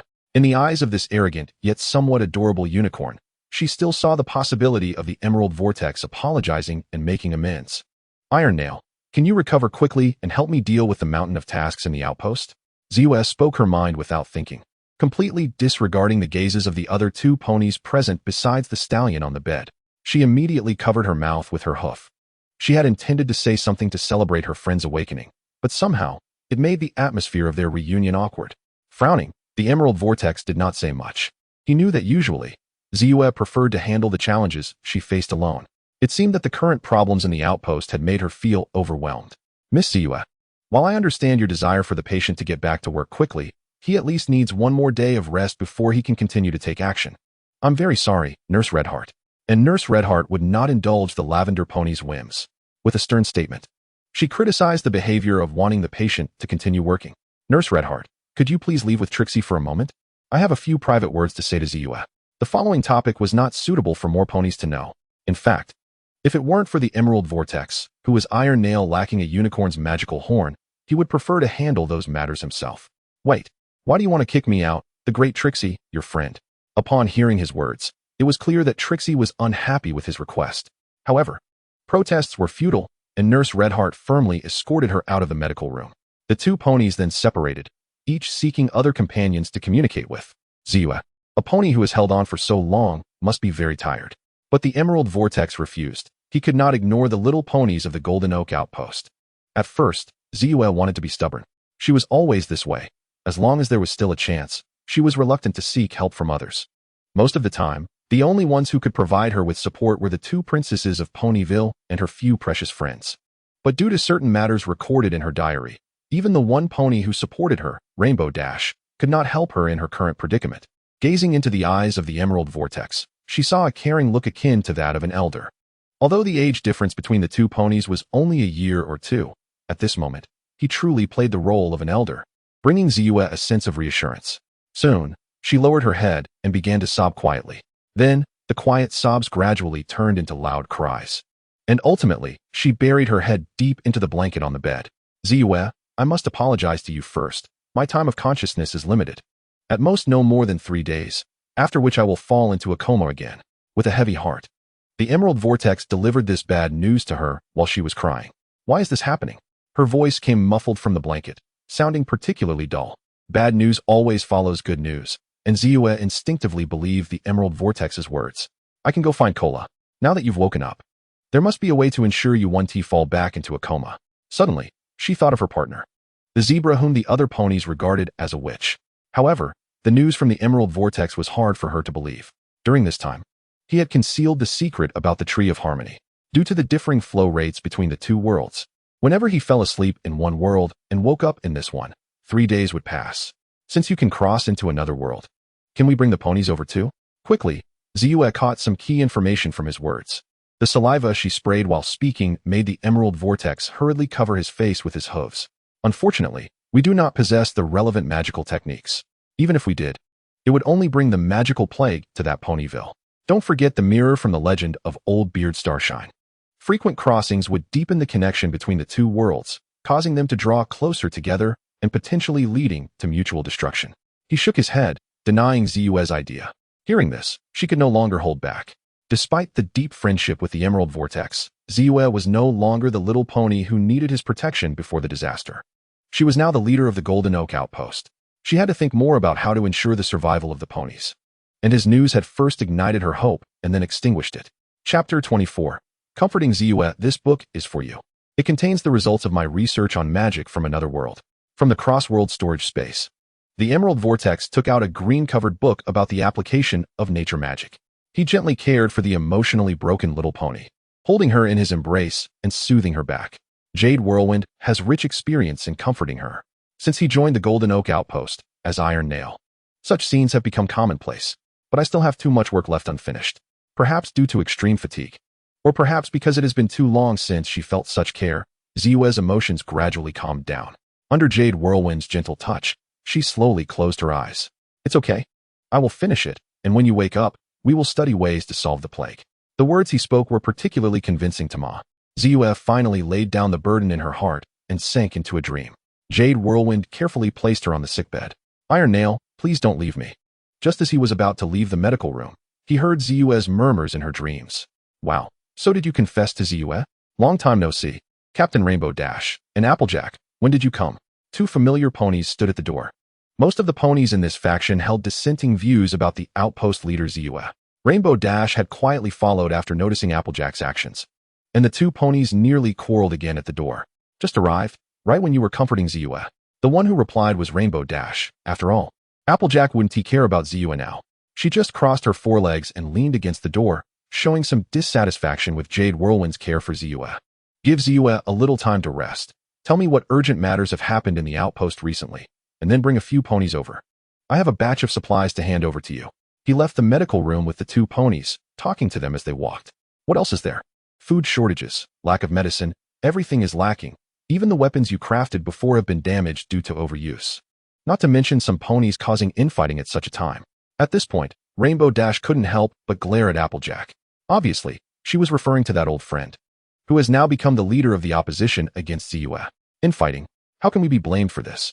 Ziyue was never a competent leader. She never truly cared about the thoughts of the ponies. Hearing Rainbow Dash's words, Applejack nearly laughed in anger. It's Ziyue's betrayal. She insisted on dealing with all the potentially infected ponies, claiming that the infection time of those bitten could no longer be determined, and even amputating them might not prevent them from becoming zombies. She completely disregarded the feelings of the ponies and did not consider asking the infected ponies about their wishes. Her actions were simply the tyranny of a dictator. Applejack was willing to sacrifice for the greater good and encouraged those infected ponies who followed her to bravely face sacrifice. But that did not mean Ziyue had the right to decide the fate of her companions without communication. Thus, the seeds of divergence were quietly sown at that moment. Although Jade Whirlwind, as a mediator, failed to persuade Ziyue at the time, Applejack understood that he had done his best, so their friendship remained strong. Please don't talk about the past anymore. Our current goal is to ensure that the surviving ponies can continue to live. Jade Whirlwind timely stopped Applejack from speaking, leading them to a secluded corner rarely visited by ponies. With a gentle wave of his foreleg, a crack appeared out of nowhere, and countless apples rolled out. Enough to supply food for all the ponies in the outpost for a week. In addition, there were bandages, medicines, and tools. These supplies were purchased with precious gems he obtained by working as a model in the curios shop, where his height, half a head taller than ordinary ponies, made him a perfect hanger. There is no need to ask too much or say too much. When the time is right, I will explain everything to you. The sudden appearance of the apples confused the two ponies. They found it hard to understand how Jade Whirlwind had mastered this miracle that seemed only possible with magic. They believed that Jade Whirlwind must have his reasons for doing this, so they chose not to emulate Ziyue's attitude of digging deeper. They chose to trust. Applejack immediately set off to find help to distribute the apples reasonably. Rainbow Dash, the issue of supplies has been temporarily resolved. Tell me, what other urgent problems are there in the outpost? We need to address them quickly while Ziyue is resting. While waiting for the ponies to distribute the apples, Jade Whirlwind asked Rainbow Dash. The issues she mentioned were all obvious major problems affecting the safety of the outpost. But Jade Whirlwind knew that the hidden dangers also needed wisdom to resolve. If you want to ask me, I really don't know anything. If you want to know these things, you have to ask Keela. She has spent the most time with Ziyue. She gently shook her hoof, indicating that she couldn't answer Jade Whirlwind's question, while guiding him to seek assistance from another pony who might know. Could you please tell me where she is? Of course. As far as I know, she should be in the basement of the library right now, buried in researching methods to cure the plague. Since the establishment of the outpost, Ziyue has transformed the basement of the library into a dedicated place for plague research and has safely imprisoned the zombie curios there. Then I'll leave the matters here to you. I'll go find Keela to understand the situation. After handing over the task of distributing supplies to Rainbow Dash, Jade Whirlwind quickly traversed the corridor, heading straight for the basement of the library to seek Keela. As soon as he entered, he saw a zebra with a mohawk hairstyle stirring a large pot. Who is the little pony that came? Ah, it's my old friend Iron Nail. I heard you finally woke up. I thought it was a joke. What brings you here? Speak quickly, don't make me guess. The rhyming words spoken by the zebra were indeed Keela's usual style. Chapter 25. The Paranoid. So, for the sake of me and Keela, can you two reconcile? Jade Whirlwind held a notebook that recorded various issues within the outpost, and what he was currently resolving was indeed the last one he could solve. Ziyue left many problems in the outpost. They were not serious, but they were very cumbersome. The biggest issue was that Applejack led some ponies to choose to split. Although it seemed that the ponies were still united, the rift had already formed, but it had not yet reached the point of complete rupture. These matters would require time to mend. Keela stood beside him, invited at the cost of a potion recipe. There were not many ponies with high prestige in the outpost. Aside from Ziyue, Rainbow Dash, and Applejack, only Jade Whirlwind, Keela, and Nurse Redheart could persuade those ponies with conflicts, successfully separating the two ponies who were almost ready to fight due to differing opinions. Jade Whirlwind marked it as completed in his notebook. This is the potion recipe I promised to give you. The resurrection potion mentioned in Supernatural, when consumed after death, allows the deceased to temporarily retain their soul, inherit their memories from life, and gain the ability to communicate. I'm considering whether it would be effective on zombie ponies. With that, he took out a roll of parchment from his disguised saddlebag and handed it to Keela. Poisonous jokes, insect wings, these materials are quite common. I'll prepare them. And you help me, and if a unicorn joins us, it might make the treatment smoother. Keela, still carrying the unique rhythmic accent of the zebra tribe, gave a reply after inspecting the recipe. Following Keela deeper into the basement, Jade Whirlwind finally saw its true appearance. The harmony element, symbolizing friendship, was placed on the table, surrounded by shelves piled high with various herbs he could name or not name.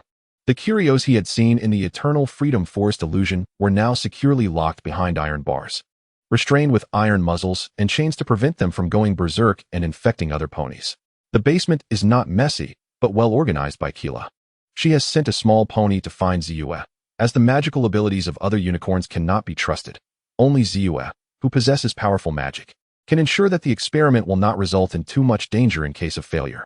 The Jade Vortex watches Keela make the potion and has to admit that it really looks like cooking soup. Iron Rivet, Keela, I'm here. What do you need me to do? Ziyue wakes from her dreams, realizing that the Jade Vortex is not by her side and almost thinks he has left her again. Fortunately, the small pony sent by Keela arrives in time to prevent her from going mad. Upon exiting, she finds that everything in the stronghold is well taken care of, and Rainbow Dash reports that the Jade Vortex has conjured food out of thin air. This makes her realize that her most reliable deputy did not choose to leave. Instead, he immediately went to work after calming her to sleep. After being invited, Ziyue quickly heads to the basement and finds that Keela has finished preparing the soul-reviving potion. The deep black liquid is in a bowl, bubbling, and it does not look like something meant for ponies to drink. Just one glance is enough to send a chill down a pony's spine. Ziyue, you arrived just in time. Please use your magic to open the mouth of the zombie Jinchi and pour the potion into her mouth. Seeing Ziyue's arrival, the Jade Vortex, who is tapping on the harmonious elements on the table in an attempt to study them, speaks up. It's the soul-reviving potion mentioned in the book you gave me about curing the plague, right? Observing the potion closely. Even she cannot fathom how this potion is supposed to call back the souls of the dead. However, desperate times call for desperate measures. Neither she nor Keela found a method to cure the plague, so they might as well give it a try. Regardless of its effectiveness, they have already done their best. Under the effect of the levitation spell, the zombie Jinchi's mouth is opened, and she lets out a piercing roar, attempting to break through the iron bars to attack the small ponies present. This gives Ziyue the opportunity to pour the soul-reviving potion into her mouth, with some of the potion also dripping onto the ground beneath her. At first, there is violent writhing, and then a dense black mist erupts from the zombie Jinchi, revealing the soul of a small pony within the mist. The body stops struggling, as if it has lost its magic. You monsters, don't come near me. Don't come near me. Jinchi's voice comes from the soul enveloped in black mist. Her condition is terrible, theoretically. A small pony's soul should be no different from how it was in life, but Jinchi is covered in black, green, and red stripes, which stand out starkly against her supposed white coat. Hey, Jinchi, it's me, I'm Ziyue.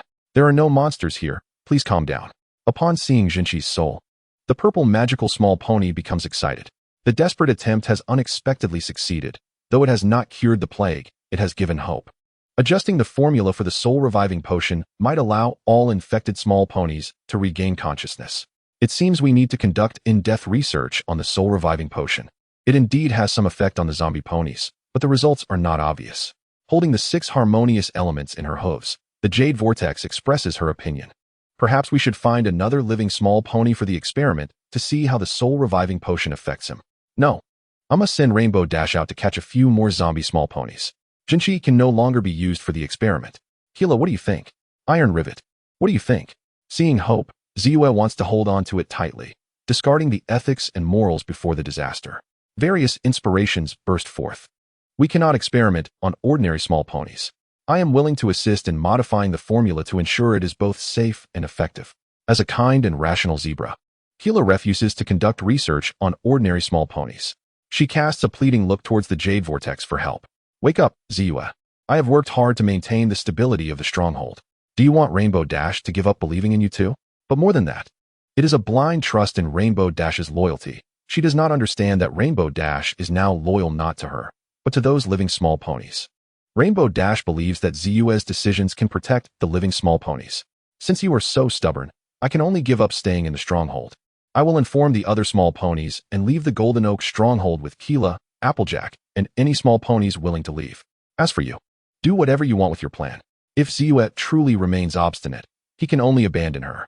Chapter 26. The current situation. No, you can't do this. You promised you wouldn't leave me. Mistaking the answer in her dream for reality, Ziyue screams in anger. Now she has completely awakened from her delusion of using other small ponies for experiments, covering her ears and unwilling to accept his words. In fact, compared to the version of herself in the main world, this world's Ziyue needs to rely more on others. And the Jade Vortex, as the small pony helping her manage the stronghold's affairs, has gained her trust in this situation, perhaps even more important than her friends. Without the Jade Vortex, many things in the stronghold would become chaotic, and she has no solution. Then you swear you won't experiment on the living small ponies. Ziyue reluctantly agrees, and then begins to work with Kila on modifying the potion formula. Do you still have any use for these harmonious elements? Lining up the harmonious elements on the table, due to the outbreak of the magical plague, the power of harmony has undoubtedly weakened to its lowest point. And even the magical artifacts symbolizing harmony have lost their original luster, becoming dull and lifeless, especially with the collapse of the 6th element. They can no longer use the harmonious elements as they did before. They're useless. If you want them, take them. Initially, she had high hopes for the harmonious elements. But after the failure of using the friendship cannon to deal with the magical plague, Jinchi being bitten by the zombie, and her falling out with Applejack, she has abandoned the idea of using the harmonious elements. You said it, then they are mine. With a swift motion, she puts the 6 harmonious elements into her saddlebag. The Jade Vortex suddenly notices that, although Jinchi's soul is still emitting repetitive sounds, her actions catch his attention. He seizes the opportunity to blend into the harmonious elements while Kila and Ziyue are talking, causing them to turn from their original color to black. To avoid Ziyue losing control again, he decides not to tell them for now. Instead, he plans to conduct research on his own. After he leaves, the 2 small ponies, who are focused on improving the potion, realize that Jinchi's soul has disappeared. However, they think this is simply the effect of the potion wearing off, causing Jinchi's soul to vanish. How are you 2 doing? I heard you went to the basement. Is there any new progress in researching the magical plague? As the captain of the Stronghold's defense team, Rainbow Dash is patrolling in the air. As soon as she sees the Jade Vortex coming out of the library, she quickly flies to him and asks a series of questions. It's going relatively smoothly. At least it's better than before when we were groping in the dark.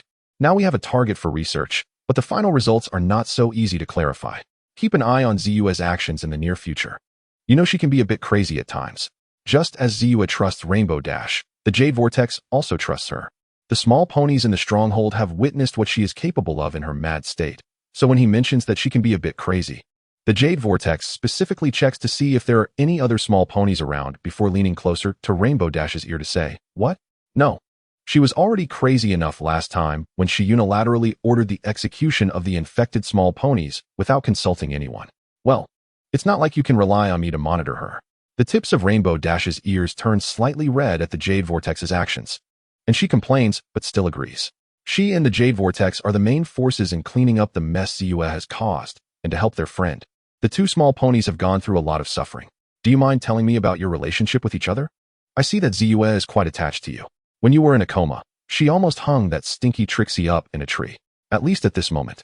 The Golden Oak outpost is safe. The last wave of zombie ponies was stopped last night, and with the arrival of the Jade Vortex. There are new weapons in the supplies that can replace the old equipment. At least they have enough time to gossip before the next zombie attack. I don't feel anything special.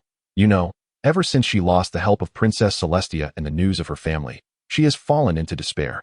Back then, I wasn't that familiar with her, and it was thanks to you and Applejack that she was able to step out of the shadows. I think she might, perhaps, have developed a bit of a crush on you. Want some apple jam bread? It's just lunchtime, and the outpost has a rationing system for food. The two ponies went to the cafeteria to collect their meals. The Jade Vortex received a cup of pure water and some delicious white bread. Thanks to the sufficient supplies he provided after arriving here. Otherwise, they might have only been able to eat hay. As the captain of the defense team, Rainbow Dash naturally has one of the richest food rations. Due to the scarcity of sugar, she traded a week's worth of rations for a few jars of jam to satisfy her sweet tooth. Just a few spoons. Thanks. That's unnecessary, Rainbow Dash. I won't fall for any pony. Using a spoon, she scooped out a few spoonfuls of jam, which made Rainbow Dash feel a bit pained. So what are you interested in? Griffins, dragons, shapeshifters, or something else? This made Rainbow Dash even more curious. She had never seen a pony like this who would like females of other species, and it seemed Ziyue had no chance at all. None of those, actually. I can't find anyone I like in Ponyville, so stop asking so much. She stopped Rainbow Dash's probing and took a delicious bite of the sweet jam bread. After the topic was closed, Rainbow Dash could only angrily bite into her own bread, with some jam dripping from the corner of her mouth. She had to stick out her tongue to lick off the jam. I wanted to say things were looking good, but in reality, they are not. There were volunteer ponies passing messages in the air before, but now they have all disappeared. Our last news was that Canterlot and Manhattan have both fallen. And Cloudsdale is left with only some timid Pegasi who dare not come down, relying on their reserves to barely survive. Appaloos's situation is even worse, as there are not only zombie ponies, but also zombie buffalo. After saying so much at once, Rainbow Dash felt dry and thirsty. So she took a sip of water and continued. The disasters that the ponies are facing are the most severe, and the situation elsewhere is not optimistic either. In the shapeshifter's lair, only a few surviving shapeshifters brought back news, while the rest have turned into zombies. Giants, griffins, sea ponies, and others have not been spared either. The entire world may have fallen into apocalypse. I heard before that there was a villain who could absorb magic. But later I heard he was torn to pieces before he even had a chance to turn into a zombie. Although she spoke only bad news, she had already accepted these facts in her heart. But to protect the ponies in the outpost, she was determined not to fall into despair and to fight alongside Ziyue and the others against this apocalypse. Hey, Rainbow Dash, why didn't you call me for lunch? A female voice came from behind the Jade Vortex. A griffin with a square head sat down next to Rainbow Dash with a meal tray. That was her friend Gilda, who happened to be on her way to Ponyville when the magical plague broke out, and as a result, she got trapped here. She is considered the second in command of the defense team.